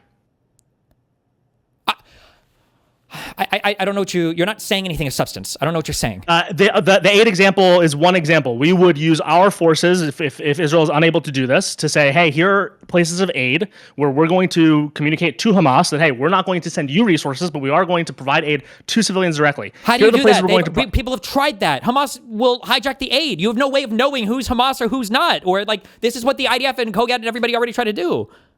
Those versions of aid go back where we have good arguments to what you're talking about, and it might be continuing to happen. But the versions of argument where Hamas are essentially like resource arbitraging are about shipments that go into kind of deep Hamas or kind of Gaza territory. Right now, when we're talking about aid sites, this is not a real critique. Okay. The critique of aid sites right now is that the IDF can't actually execute them without shooting civilians. I'm not even sure what we're talking about, but okay. Do you disagree that there's a difference between what we used to do, which is that when either Israel or global entities would send resources into Gaza, and Hamas is part of that arrangement or decides to hijack that arrangement and not deliver those resources to individual civilians, is different than right now where we have aid sites where the primary difficulty is travel to those aid sites, access, times the IDF kind of turning them into potentially risky zones for those civilians to access. I'm too retarded to follow. I don't know what you're saying. I have no idea what you're. I think there's a difference in before where Hamas, yes, was arbitraging that stuff and taking it and not providing it to citizens versus now, which is we could do it, but these aid sites are IDF poisoned. Okay. Do you not think that's different? I'm too retarded. You're saying we could do it, but Hamas arbitraged it, and now the aid sites are IDF poison. Are you assuming that if the U.S. set up other aid sites, they would be more trusted or something? Is that what you're saying? I'm both saying that, but I'm also saying that the critique you're making is of an old version of aid, not in a time of war and not with aid sites. This was us sending resources in more traditional trade where trucks go. Wait, hold on. Are you talking about aid that we'd be providing not during war then? Because I thought you said you wanted to focus on during the war. No, now I'm talking about during the war. But now I'm talking about now. I'm talking about right now. Are they considered still at war with the Gaza Strip right now, or? I don't really know. We use those words weirdly. think there's a ceasefire right now. Okay. I think we could execute on an aid situation in a way that would allow us to differentiate sanctioning Hamas, which, by the way, if we believe Israel at all, has been probably or tremendously diminished, versus sanction effects happening to individual civilians. Yeah, we do. And then I would agree with you, and we should do exactly what you said. We should sanction both. But I think it's important for the second one to happen because the distinction between the two and the power asymmetry is that Israel, as a rich, powerful nation that also controls the resources of the second, can kind of feed and maintain the support and health of their populace during those sanctions at cost to themselves, whereas Hamas largely can't, whether or not it's their fault. We then want to say, okay, the civilians are a victim of both Israel and Hamas, therefore we need to have a special version of how we execute those sanctions for one side versus the other, because one of them is highly capable. There's an asymmetry. By the way, I don't mean that the version of the part of the sanction that's on Hamas can be aggressive. You need to break down what you just said. Explain it to me. We aggressively sanctioned both Israel and Hamas, but in the Hamas... I need Moon to break it down. Tell me what he just said, because I'm retarded. I can't. Tell me. Explain it to me. Oh, he fucking left. Fucking cock. Wait, what happened? Nothing. What'd you ask me? I didn't hear you. To explain my argument. That we should sanction... We can sanction the IDF... Or, I'm sorry, we can sanction Israel and we can sanction Israeli citizens because they have more resources, but we can't sanction... I didn't say we can't. Hamas citizens? What's the difference? The problem is your positions are so tortured because of how fucking incoherent they are that you're doing every single thing you can to create out of whole cloth a completely different set of standards for another people than you are for the first ones. They are a completely reasonable different set of standards. No, they're not. Not in this case. They're not. Yes. They're not. There are some lines that you probably should just never cross. Like people should never be just like doing massive terrorist attacks against civilians for the purposes of terrorizing a population. It's probably the line Agreed. that it doesn't really matter. So, and when people are engaged in behavior that resembles that, you should probably sanction them or punish them in some way. And but you're trying to make an excuse for why the people in the Gaza Strip are somehow materially different than the people in the IDF. You're trying to make an excuse for why the immense powers with immense intelligence that manages to do strike forces into certain apartments, pagers in other sides, and the United States has the CIA and all this other stuff, and the IDF has XYZ and the Mossad has XYZ, and you're making excuses for why they can't execute a more nuanced campaign of either sanctions or military, but you can't justify why other than the fact that they haven't before. The only reason that they haven't... This is a whole different argument now. We're talking about a whole different thing now. No, it isn't, because I said we should differentiate sanction against Hamas versus how we provide aid to their people at the same time. If we're to sanction them both at the UN, then it should be with a nuance that we make sure that aid is a tremendous part of how we make sure that Hamas, being sanctioned aggressively, doesn't continue to be a huge detriment to their citizenry, to the citizenry in Gaza. But I don't think that that's possible, given that Hamas is the government of the Gaza Strip. I don't know if you could ever completely and totally separate these two things. And that's where I go. I don't think that's reasonable. Why is it not possible? All sorts of things are possible, right? The United States and Israel both accomplish amazing things. You're just use military boots on the ground. Why do you filibuster when you know that you're just? I'm not filibustering. No, hold on. I'm not filibustering. You're just no. Please, I just want to mind your brain for 1 second. Because I'm so curious why people do this. No. You said we both know that the IDF and the U.S. military can do amazing things. Why did you say that sentence? Like I don't believe that. And I don't know that. Why did you say that sentence? Because you're saying there's an incapability of them to do something, yes. And I'm saying there's a capability. Do you think that the incapability of them to do something has to do with the lack of the U.S. and the IDF being amazing militaries? It has nothing to do with I don't think there's an incapability. That's the difference between you and me. I don't think there's an incapability. I think there's an excuse making. This goes to my whole framework of the world. Wait. Then just say that there's an incapability, and I'll explain why I think it's incapable. I don't think you can. Go ahead. I don't think you can selectively punish one party inside of a place where there is a government where your goal is to target the government because they can just steal from their citizens. You can't selectively target the government there. The government of Hamas has never been and continues not to be as organized as, for example, the United States government. If we used boots on the ground as an example, and we used intelligence to make sure that our people were as safe as possible, but also we maybe shot some bolts on the other side, we could, so you in want a way that is more antagonistic. So you want a full military occupation then, and a full government takeover. I didn't say full military occupation. I didn't say then full. How do you get your... What are you talking about then? You're not saying anything. Partial. Let's use partial.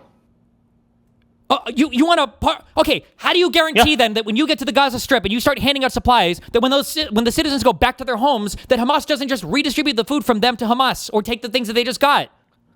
I think that you and I, or the U.S. military, or even the IDF, could come up with some really great ways. I'm not a military expert, neither are you. Okay. All right. come on, really? You can't figure out an imaginative way to say, okay, we're going to provide certain types of aid. We're not going to provide certain things that can be turned into weapons, but we will provide a lot of food aid. We'll provide a lot of housing aid, so that these people can, kind of rebuild a little bit of their day-to-day lives without providing resources that we would both agree are high likelihood to be repurposed and high likelihood to be repurposed into dangerous materials or materials that can be used dangerously. That'd be the first framework we could use. The second framework we could use is, can we use these aid sites in a way that would make them safe for civilians to come to, even if, by the way, we talk about them being safe to come to. We're also talking about more of them so that access and large commutes to these aid sites don't have to put people's lives at risk and health at risk and put them under tremendous amount of pressure. So we do more aid sites that are now reliable.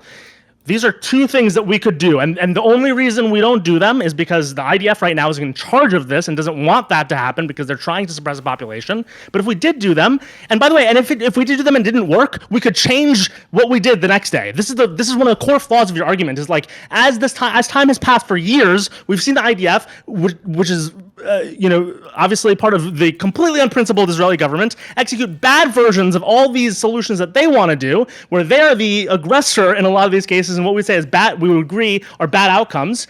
And I'm going, let's just try this other thing. It's the same thing, that we should say about a lot of our polity and a lot of our politics. Let's try, I'm not for free buses, but if Mamdani, and I'm in New York City, if he wants to try free buses, let him try free buses. I don't believe free buses are going to work. Again, I'm a neoliberal, I'm a capitalist. But like, if he wants to try it, he said, while he was campaigning, that if it doesn't work, we won't do it. Like, I just want to run a campaign. I just want to run 3 test bodegas run by the city. I don't think those are going to work. I think we also have seen evidence they don't work before. But if he wants to spend a little bit of money to try, and we need to pivot strategies afterwards, that's fine. The point is to try something, right? And so far, we've only blank check endorsed sets of strategies executed by the same bad actors to see bad outcomes. And you're going, well, your thing seems, kind of like it might not work. Sure, I acknowledge that. Okay. That was a. Do you agree? That was a great. Should we try things? No. They have tried things. There's a reason why that whole population hasn't starved, despite the fact that you guys have said they've been starving for 2 years. Like, clearly, somehow, food is getting in there, right? There isn't mass starvation. The people aren't all dying. Like some amounts of food. Enough to feed 2 million people for 2 years, right? You wouldn't want to live there. Oh no. So what was the point of saying that? What argument do you think you were making there? I don't think. Wait. What do you think that I think that I would want to live there? Do you think my audience thinks that I said I would want to live there? I think. Okay, so what, did that speak to the argument that they're not starving? Wait. Do you think that if I would live there? Wait. Do you think if I was living there, do you think I'd be starving to death? No. Okay. So I don't know what the fuck the point of this. So it was another filibuster. Okay. So it seems like I use the word starving, and you like to stretch my words where I'm not trying to stretch yours. I use the word starving to maybe mean something slightly different than you that I think is still very important. If you want me to use different language here to... I'm just saying, it seems to be the case that if 2 million people are in there and they're not starving to death, that a lot of food... Do you think they're food insecure? Sure. But they're not. A lot of. I want them to be food secure. Great, me too. Okay, and I also want them to have internet and broadband and 1 gigabit internet connections 100%. To everything. And I want maximum ad revenue if they see. But what if we just started at food secure? That's fine. What if we just started at food secure? All I'm saying is that all I'm saying is that clearly there's been a lot of food that's gotten in there. If there's 2 million people and they've managed to survive this long, that's all I'm saying. What if we just said? Okay, what if we just said it wasn't enough? Do you agree with that, or is that true? That a lot of food seems to have gotten in there, enough to feed 2 million people for them to not die over the last 2 years. Yeah, I agree. Okay, so they're doing something. So when you're like, oh, we just try something and it doesn't work, we throw our hands up and do nothing. Something is happening, right? Okay. If you want to suggest other ways to distribute food or whatever, that's fine. But the solutions that you are suggesting, I don't think you realize how dramatic you're talking about when you're talking about a foreign military occupying sections of this country and then having a security force in there to run local operations to try to ensure that the distribution of aid. It's never worked this way anywhere in the world. What you're talking about has never worked anywhere in the world. It didn't work in Yemen. It hasn't really worked in Syria. It's kind of, I guess, working in the Gaza Strip. It just doesn't. What are some things that you think we could do in, let's call it, the next 2 to 6 weeks to make an operation reasonable that would be some middle ground? So I'm not suggesting, by the way, that everything that I'm suggesting I don't even know 100% what the situation is at the moment that needs like dire addressing. I'm not sure 100%. Yeah. I have what I would assume would be that they need to have elections again so that they have a legitimate representative for the Palestinian people. The elections need to include the Gaza Strip and the West Bank, and then you need to bring that representative and Netanyahu or whoever the current Israeli leader is back to fucking DC or one of the challenges I assume. And again, both of us are a little bit not up to date, but like could it's not just like could we get Hamas to let them run elections? Could they run elections? It's like also, do we understand that how they would get information about who to elect? Like, what is the? And I don't mean this again in a cute way. Like, the utility of elections feels difficult to me because there's no politics there, right? In the way we would want. It's essentially a terrorist organization, to your point. The Palestinian people in Gaza are people connected to the world and the internet, and they know they have politics. Okay, take me charitably for a second here, right? Like, is the utility of that version of election, where yes, they might find some amount of information, going to get us a lot? Like, what do you think the difference? What you're looking is for? It the representative to you that is? What you're looking for is legitimacy. Yeah. You need a person who can represent the Palestinian people, and if they can demonstrate that representation through an election, then that makes them a worthy representative, ideally. Okay. But if you just take like you couldn't just take a random person from any part in Palestine, because then there are going to be some people like, well, this guy doesn't represent me. He's not my leader. Which is why we often use Hamas, kind of as much as we hate to, right? But both Israel and the United States use Hamas as a proxy. Well, I don't know what you mean by that, but that is. Look, I'm acknowledging your point. We need representatives, and even right now, we use the enemy as a representative.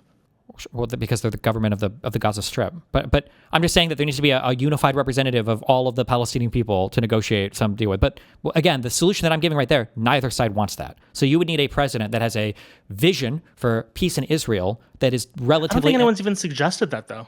I don't know that you're right that neither side wants that. Neither side wants a two-state solution. The Israelis, generally speaking, want all the Palestinians gone. Palestinians, generally speaking, want a one-state where they are the majority population. So wait, hold on. I guess you just went long term. I thought of this election as being kind of like for effect and purpose for, let's say, the midterm. Let's move away from that. If you're now talking about, hey, we're talking about two-state solutions for a second.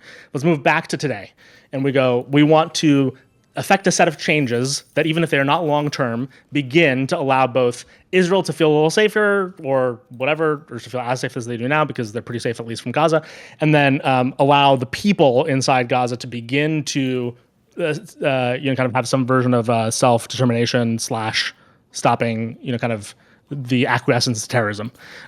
What are initial steps? I think this is something, and by the way, the reason I'm asking this question is I think it is actually important that people who are in this middle ground that you probably identify as, that I would say identify as, of like, hey, we don't agree, with the complete crazies on the pro-Palestine side. We think Israel wants way too much at this point too.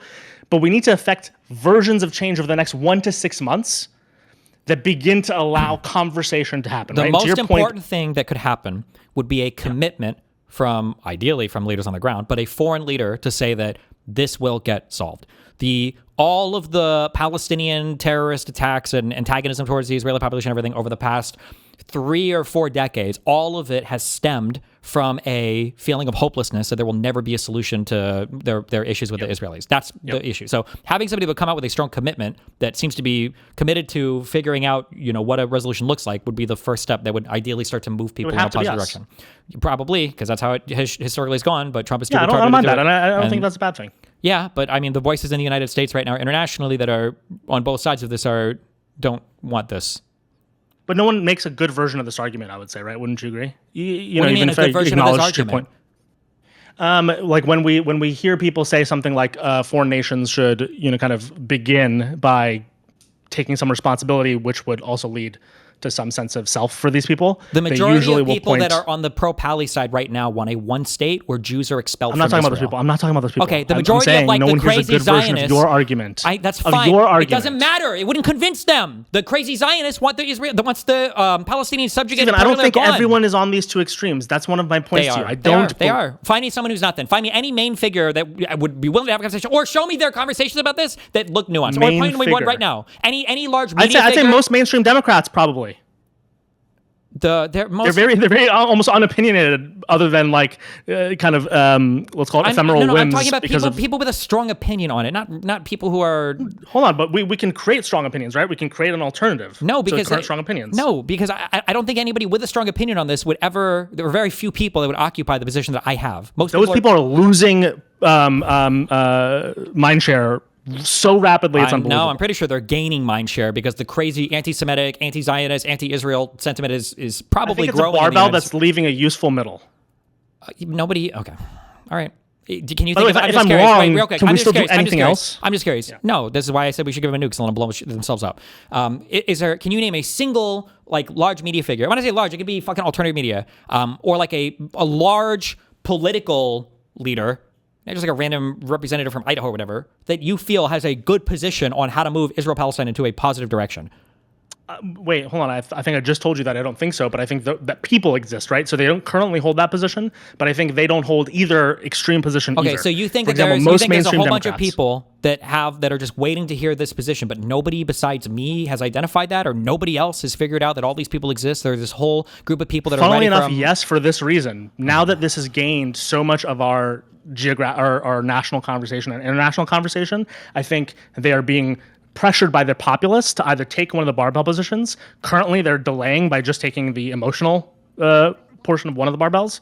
But eventually, it will need to be, unless we, and this might be the case, we are in this for 40 years as a both emotional and literal conflict. They'll want the literal and emotional conflict to end. And the current two extremes are not great for mainstreamers to take, both because of the lobbies on either end that exist, but also because they're not great positions. So do I think mainstream Democrats, as an example, which, by the way, I would say constitute a large portion of who will be governing for the next 10 years, hopefully, if we still have elections, they don't currently adopt one of the barbells other than emotionally. So I do think they would, and whether they're actively looking for it, adopt a moderate position, or let's call it an alternative position, that currently doesn't exist, 100%. And by the way, again, it's because it's become such a fervent, this is only true over the last 12 months, it's become uniquely fervent compared to before. Okay. I mean, I disagree, but I guess we'll see. But I mean, like, this is the position that I occupy. If I ever have a nuanced conversation on this is generally the position I give. But the overwhelming amount of the discourse right now is hardcore pushing on one of the two sides for this. And I don't know. Maybe here's my desired call to action. It's like, if that's true, and I believe you on that, then the great thing that I think would be a change would be to shift the reactions that you have towards both sides toward this argument, maybe more forcefully than just the reaction itself. And the reason that I think currently the way you react to this discourse provides apologetics for one side, whether you mean to or not, and doesn't provide an alternative to those who might be today or will be tomorrow looking for one. I'm not saying you're the only one, blah, blah, blah, blah. But I do think if what you said is true, currently the way we approach this topic, even in this stream today, is aggressively about the extreme barbell and how they're acting and what they're saying without coherently, persistently, consistently shaping an alternative.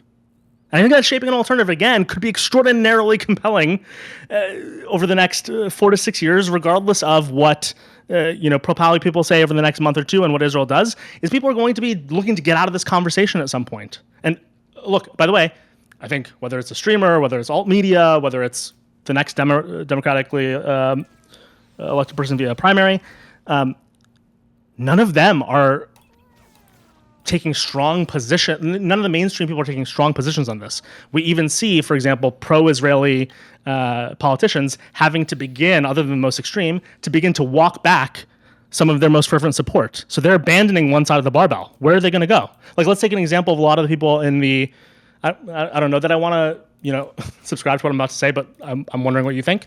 Where are a lot of the right-wing folks who are currently going through like an anti-Israel moment, whether or not it's, their extremism is justified on it, what position do you think they're going to take next? They don't really have one to take, right?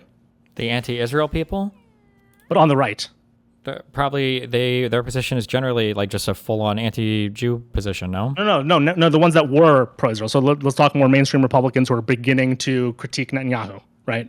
Where do they land?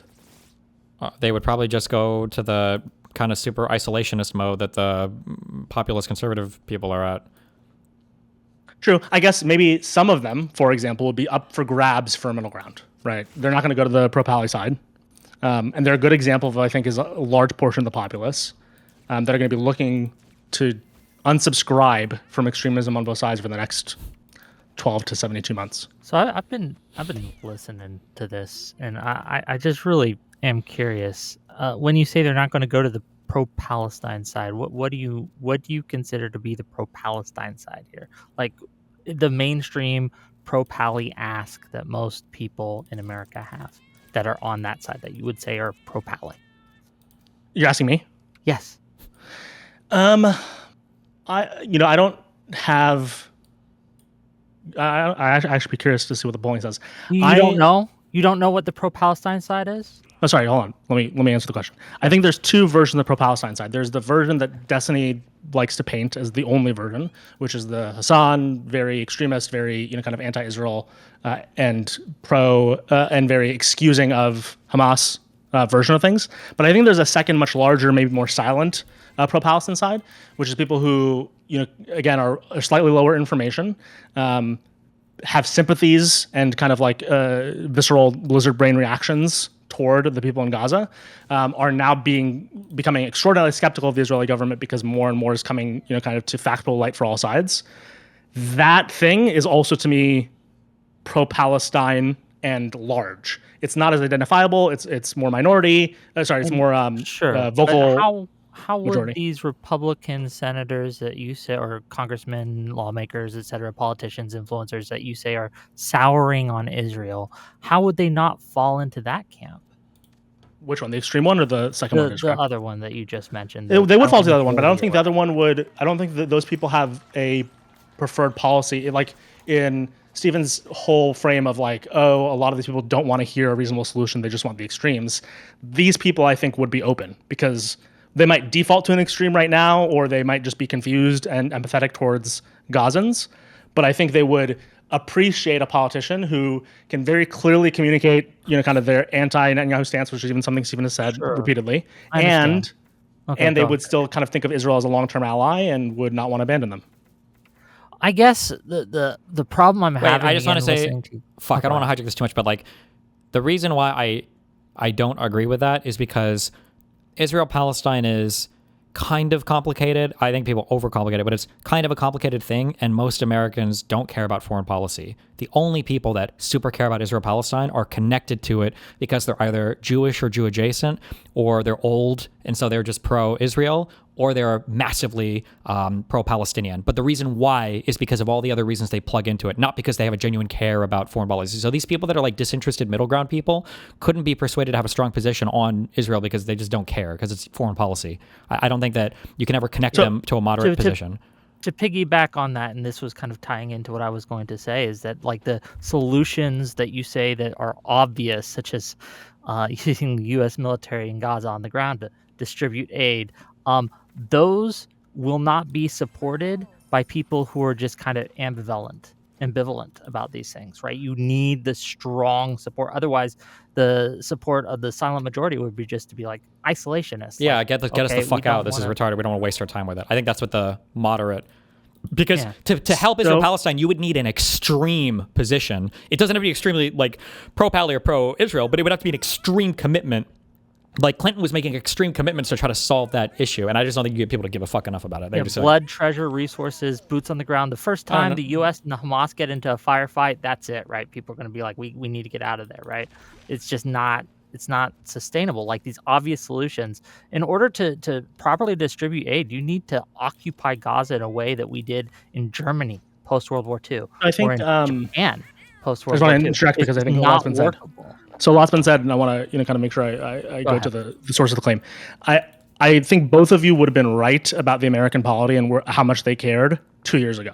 I think you guys are wrong as of now, and we've seen that in some of the polling that I've seen recently. For example, I think it's 53 to 56% of Democrats now say Israel-Palestine is an issue that's important to them. And 2 years ago, it was like between 13 and 20%. That does not mean that it's important enough for them to have boots. I agree with you. I'm saying though, if we go by process, your initial claim is now wrong. A lot of people have begun to care dramatically about this issue. Yes, but I don't think I know for a fact. Wait. My initial claim was that the people that care about it, they don't care about it because it's a riveting foreign policy issue. They care because they've connected to it either through the Jew pipeline, either through the old person that cares about Israel pipeline, or through the crazy pro-Pally, pro-Islam, or whatever fucking pipeline. That it's not because they've connected to a foreign policy issue that's like genuinely compelling to them. I don't think anyone connects to foreign policy issues that are genuinely compelling to them, and I think argument. they still want... Huh? Yeah, that's my whole argument. Yeah, but they still wind up prescribing to, and this is where I think this is like the job of politicians, right? Politicians will promote some version of a solution, and again, this is where I think there isn't one for this portion of the polity, and people will default ascribe to it if it feels like it's generally in line with their soft view. And so if a lot of people have a soft view, this is my whole argument, if it's a vocal majority that has a soft view on this, I agree with your point that like, okay, am I suggesting a very expensive thing? I don't know, and An extreme thing. What you're suggesting is I don't think what I'm saying is extreme at all. it is. And again, no, you might not think it. Like you keep using words like, "Oh, how," like I'll put it this way. Hold on, sorry. Let me just I'm being put this. honest. I'm being good faith. You can't just say things and then you Hold are. on. Am I not being good faith? Am I not being good faith? You have to Am I not being good faith? Be honest. You have to. Am I saying that I'm sure about the solution, Wick? Did I say? I don't. Did I say I was being sure? Did I say I was sure that this would work? No, I said we could try this. I even said that to Stephen. Of you is whether or not the certainty. Critique me more specifically, right? Critique me more specifically. When you say that you think my solution of aid is extreme, you and I could maybe brainstorm something we both agree wouldn't be that extreme or as risky as maybe what you imagined I said. I'm not stuck to some budget or some specific version. I don't know if we can when it comes to this region without try. Extreme measures being applied. Again, Tell me more what you mean. Not for Destiny's argument, if this entirely coincides, but that the American populace is not willing or in a place to do anything such as what you suggest. Do you think that's changing? Workable solutions is restricting aid or limiting aid to Israel based on X, Y, or Z, right? Like, and people have a whole bunch of different things that they would condition aid on, or a lot of people are. But do you think that's changing? Entirely, all these things, right? So when you say that we could make a reasonable solution to the food issue in Gaza, I'm telling you that the American public is not in a position that they want to put forth the resources where that would. Do you think that might be changing?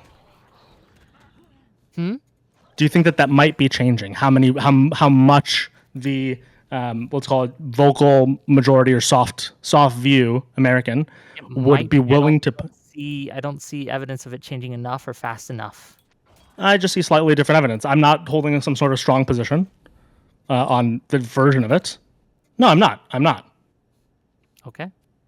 Wick's making a face for those who can't. I am just making a face. I came in here initially. No, I appreciate the pushback, but again, I'm pushing back because I'm saying I'm not here claiming there's a certain type of budget. I'm saying we want to have certain upstream. Can you give me a reason why people would want to continue to give aid to Israel at this point? Why would someone want to continue to be an ally and have a strong relationship with Israel? Can you give me that argument? Yeah, I think there are three reasons. One is they believe that Israel is our strongest, both past, present, and future ally in the region.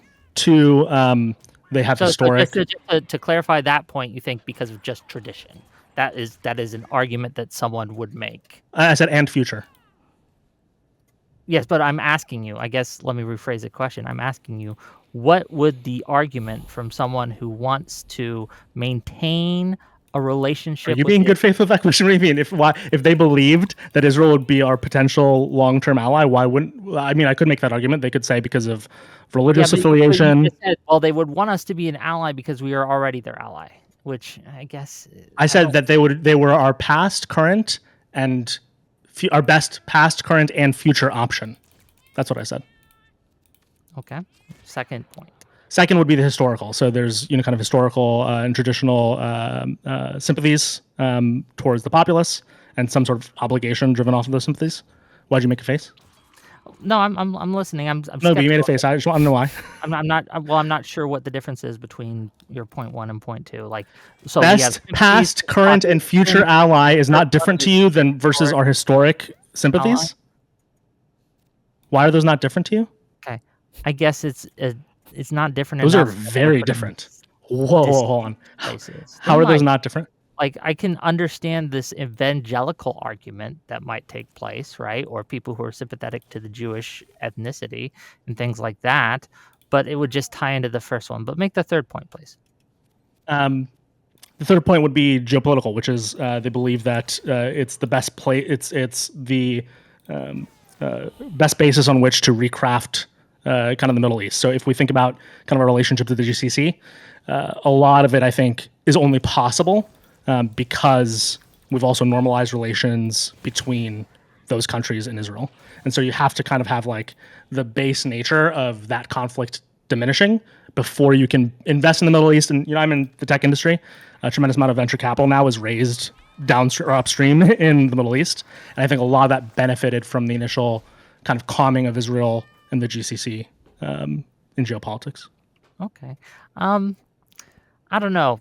I just don't understand, and maybe this is my failure, like why we would push so hard against, right? Because you're right, the geopolitical side is probably the strongest side here, right? You would agree with that? Of those three arguments, the geopolitical thing, like we get real benefits from having Israel as an ally. And look, by all means, I think that what they're doing over there is horrendous. It's horrific.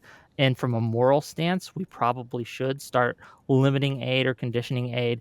We do need to kind of divest ourselves in certain ways. But if we're going to make that argument, we have to realize that that comes with extreme costs to our interest in the region. It comes with extreme costs to tech. So those costs are already happening, right? Extreme costs. So let's talk about that because that's a great point. I don't want to go too far. So let's dissect that because that's a great one. So again, I'm in tech. Two things happened with the relationship of tech and the GCC countries because we already venture capital already has like kind of a many decades relationship to Israel for funding, and there are a lot of tech companies based out of Tel Aviv as well. Well, yeah, one of the I think, other than Taiwan, those chips we use in all our tech and stuff, the second place we get them, other than Taiwan, is Israel. Right? Not only that, but a lot of startup software that we use is just again venture capital. There are a lot of venture capitalists who are who commute between the two nations. But over the past, let's call it, I'd say this is about 6 years. After normalization, kind of with the GCC, a lot of venture capitalists began to raise money, and these are firms like Andreessen Horowitz and General Catalyst. A lot of these funds that are kind of traditional American mainstream venture capital firms began to have deep relationships with Qatar, UAE, Saudi Arabia as their LPs, the limited partners in their funds. This is already causing two dynamics in tech that are, I think, underrated to the tech industry, and whether or not that matters in the long term, who knows? But the first is you don't have nearly as much travel going to the region. So a tremendous amount of both Israeli Americans or people who were doing a lot of business in Israel, but also doing a lot of business in Saudi Arabia, the UAE, they've stopped entirely, like cold turkey. So a lot of the capital that, by the way, takes about 5 to 10 years to deploy, so we won't see this effect, is not being raised anymore. You see this a little bit in the AI space, but a lot of those commitments are so large and already happened in kind of perfect timing. But now you're not going to see the $10 billion fundraise by some of these venture capital firms or $12 billion. To be clear, you're arguing this as a reason to discount our the geopolitical gains that we get, or it's a reason to think the geopolitical gains are already being severely impacted. Okay. Do you think that it would probably be less impacted if we were able to provide Israel with enough weaponry and security to properly stabilize that area in that region? No. No? You don't think if that we we would Israel? have... Hold on. Yes, Israel specifically. You don't think that if Israel was able to make to normalize relationships with the countries around it, such as Saudi Arabia, where they were on a path to doing and things like that, you don't think that if they were be able to make that area more stable, that you wouldn't see continued investment in the tech? Sorry, you said you didn't say make it more stable. You said give them more weapons for the goal of making it more stable. In order to give them more resources. So let me be more clear. Let me be more clear to you then. I don't think giving them more weapons would make the area more secure. There's two reasons for this that I would say are like causal, or could be causal.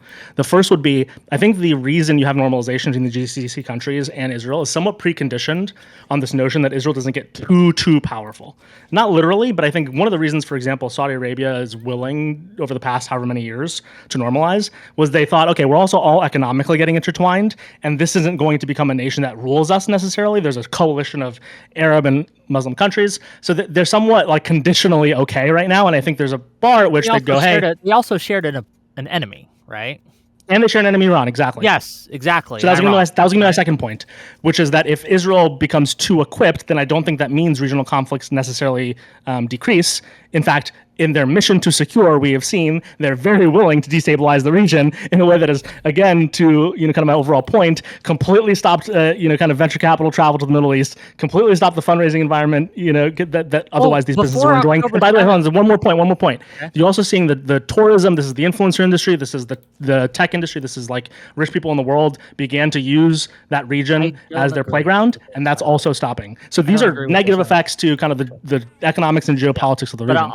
I guess I'll just tell you why I disagree with this before we move on. I disagree because before October 7th happened and the Hamas attack, things were getting more stable, right, in that region for years. They were getting more stable. In the region, no. Yes. Well, in that region, in the Israel region, absolutely. In the Israel region, well, hold on. What do you mean specifically? Be very particular. Sure. I guess I don't know exactly the geography to describe it, but around that area, we hadn't had as many. There hadn't been as Israel was just much more stable. Stephen can correct me if I'm wrong, but the places I'm talking about again are the GCC countries and Tel Aviv. These places were not getting worse. We're not getting worse or better, or what? Yeah. In prior to October 7th, Tel Aviv and the GCC countries in general were more stable and getting more stable. I think so. Yes. Okay. Some What were you saying exceptions then? like Yemen, right, and the Houthis, right? Right. But that's not what we're talking about. But sure. Yeah. And I think Iran's mission in that region was to destabilize them and things like that. But Sure. they were largely, again, compared to the past, becoming more stable. But Wait, hold on. one of the reasons that they did October 7th, or one of the stated reasons, I think, the ones that a lot of people say that they did, was to destabilize it again, to prevent the further normalization, right? To prevent Who? Well, Hamas and Iran specifically, because Hamas. We don't know. Not that I'd be surprised, but we know that Iran was particularly activating towards that attack. I'm sure they loved it, the regime, but well, that's one of the we theories. want to be that I've particular, heard. right? I mean, the other theory is that Netanyahu, did a false flag. Did I I'm not prove it? So, Probably not. I can't prove that Netanyahu did a false flag, but I don't think that's helpful. Yeah, but I think we have a lot more evidence, right? I don't think that's true for that attack. But either way, I don't get the point that you're trying to make using that. What I'm trying to make is that we were supplying in Israel, we were giving them aid, right? We had the Abraham Accords come up, we had all these things. We were also normalizing with the GCC. We by the way, Israel. Hold on, just real quick. Hold on, please. Israel was not destabilizing the region, right? During that time, you can argue after October 7th, they bombed Syria, they bombed other countries, right? Things, and you could probably make that argument a little more compellingly. But prior to that, at least in the last 5 to 10 years in that region, they were not the destabilizing factor. It was Iran, of course. Yes. So again. And that's the point. On in like 2 minutes, by the way. Remember, your argument initially was that us giving them resources, weapons, etc., they would necessarily start to destabilize that region. But I didn't say necessarily. I said that it wouldn't necessarily do it, right? So again, we have to be specific here. I don't think giving weapons would necessarily lead to the mission statement that you gave of giving those weapons or destabilization. Not in and of itself alone, there would have to be other things. And it would potentially fail, which we can see because Israel is not exactly a stabilizing force, doesn't do things lightly, and has been, by the way, one of my personal interpretation of what's happening in Lebanon and what's continuing to happen with how Netanyahu is pressuring Iran is the current Israeli government doesn't want stabilization. They believe that when they're the underdog and there's a populace that is kind of well fed to hate them, they benefit because they get to try to portray themselves as being geopolitically attacked. The way I've put this to a friend is the unfortunate thing about kind of what's going on right now again in Lebanon is if in 5 years there are resistance movements in southern Lebanon against an occupying Israeli force, I'm not sure either of those things will be true, but let's say they were, they will look to Westerners like terrorist attacks, even though right now we're upset with what they're doing in Lebanon, right? So in other words, they're setting themselves up. What attacks have been done to Israel? We're going to move on because this guy's been here for like 2 hours now. My bad. So we'll give Wick and you a final word. Get your last word out. Go ahead. Wick, you want to go first? Oh, I guess on this argument is that I think that there's a lot of reasons to want to limit aid to Israel and change our relationship. But my concern, especially with a lot of things that you've been saying, is that you have no real path to do that. And every time I look and kind of scratch into the surface of what you actually want, it's always kind of going to lead necessarily to a situation where Israel is either A, dissolved in one way What? or I another, said or nothing B, about what. I'm What thing saying did I that- say that hold would on, lead to hold on, Israel being please. dissolved? No. These are last Okay, words. final word. bullshit. Hold on. Last It's words. his These final are word. last You'll words. get your You can make next. your counter arguments Yeah. after, okay? Right? So What a bunch of regardless what horseshit. you say you want, these things will necessarily lead to No. this, whether you Well, want it aid- to It's happen aid in Wick's or Gaza- final not. words, aid you in fucking Gaza- retard. It's Wick's Jesus final Christ. words. You can't Let even him let me finish. finish. Do we let people okay? lie in their You final gotta words? let me Destiny Yes, doesn't like. yes, Steven he does can not say like when whatever people he do wants. this. I get to Steven doesn't finish. like when people do this to him. Okay, I'm not your girlfriend. I get to actually finish when we're having Jesus. was good. relationships and things like that. Okay, That was good. This is the problem, right? The things that you are advocating for are going to lead to worse outcomes because whether you realize Aid in it or Gaza not, whether is you going to lead to intend worse it to outcomes. happen or not, that's what I believe will happen. I think that you give infinite charity to one side and no charity to the other, and we have to recognize that this is a maximally complicated situation there is no simple solution here. Everything that we want to do in there is going to take so much blood, treasure, and time from the US.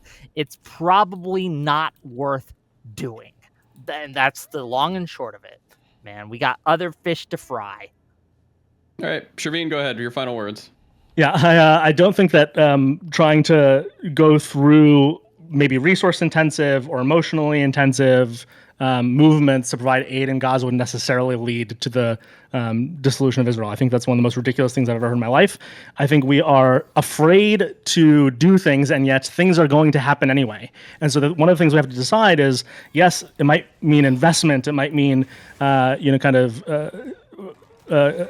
getting a coalition together, both domestically and internationally. It might mean the cost of lives, but lives and money are already being spent. Geopolitics is already being ruined. And so one of the things that I want to happen is that we start to make proactive choices instead of being, as a polity. And when I say the polity, I mean United States domestically, but then also a lot of people internationally who don't like what's happening now and also don't like what the extreme barbell of any side would vote for. Would look and be willing to invest in another option, somewhat because we already have these consequences anyway because of the powers that be in every situation doing what they want to do. And so I think instead what I'm suggesting is people would look for a different solution, would look for a middle ground solution, if only we would more definitionally provide it. And I'm not sure about any of the things I've said on this conversation. I think they're better ideas than what's happening today. And I think they'd move us towards behavior change in these regions that might lead to better outcomes. And that's what I've got to say. Notice how you All got right. to finish with me, right? Thank you. Because I let them finish. Good job. Let it You're go. welcome. It's been great, Sherveen. We'll have you next time. Goodbye. Thanks, everyone. Thanks, Wick. Thanks, Steven. Ciao. Yeah, I just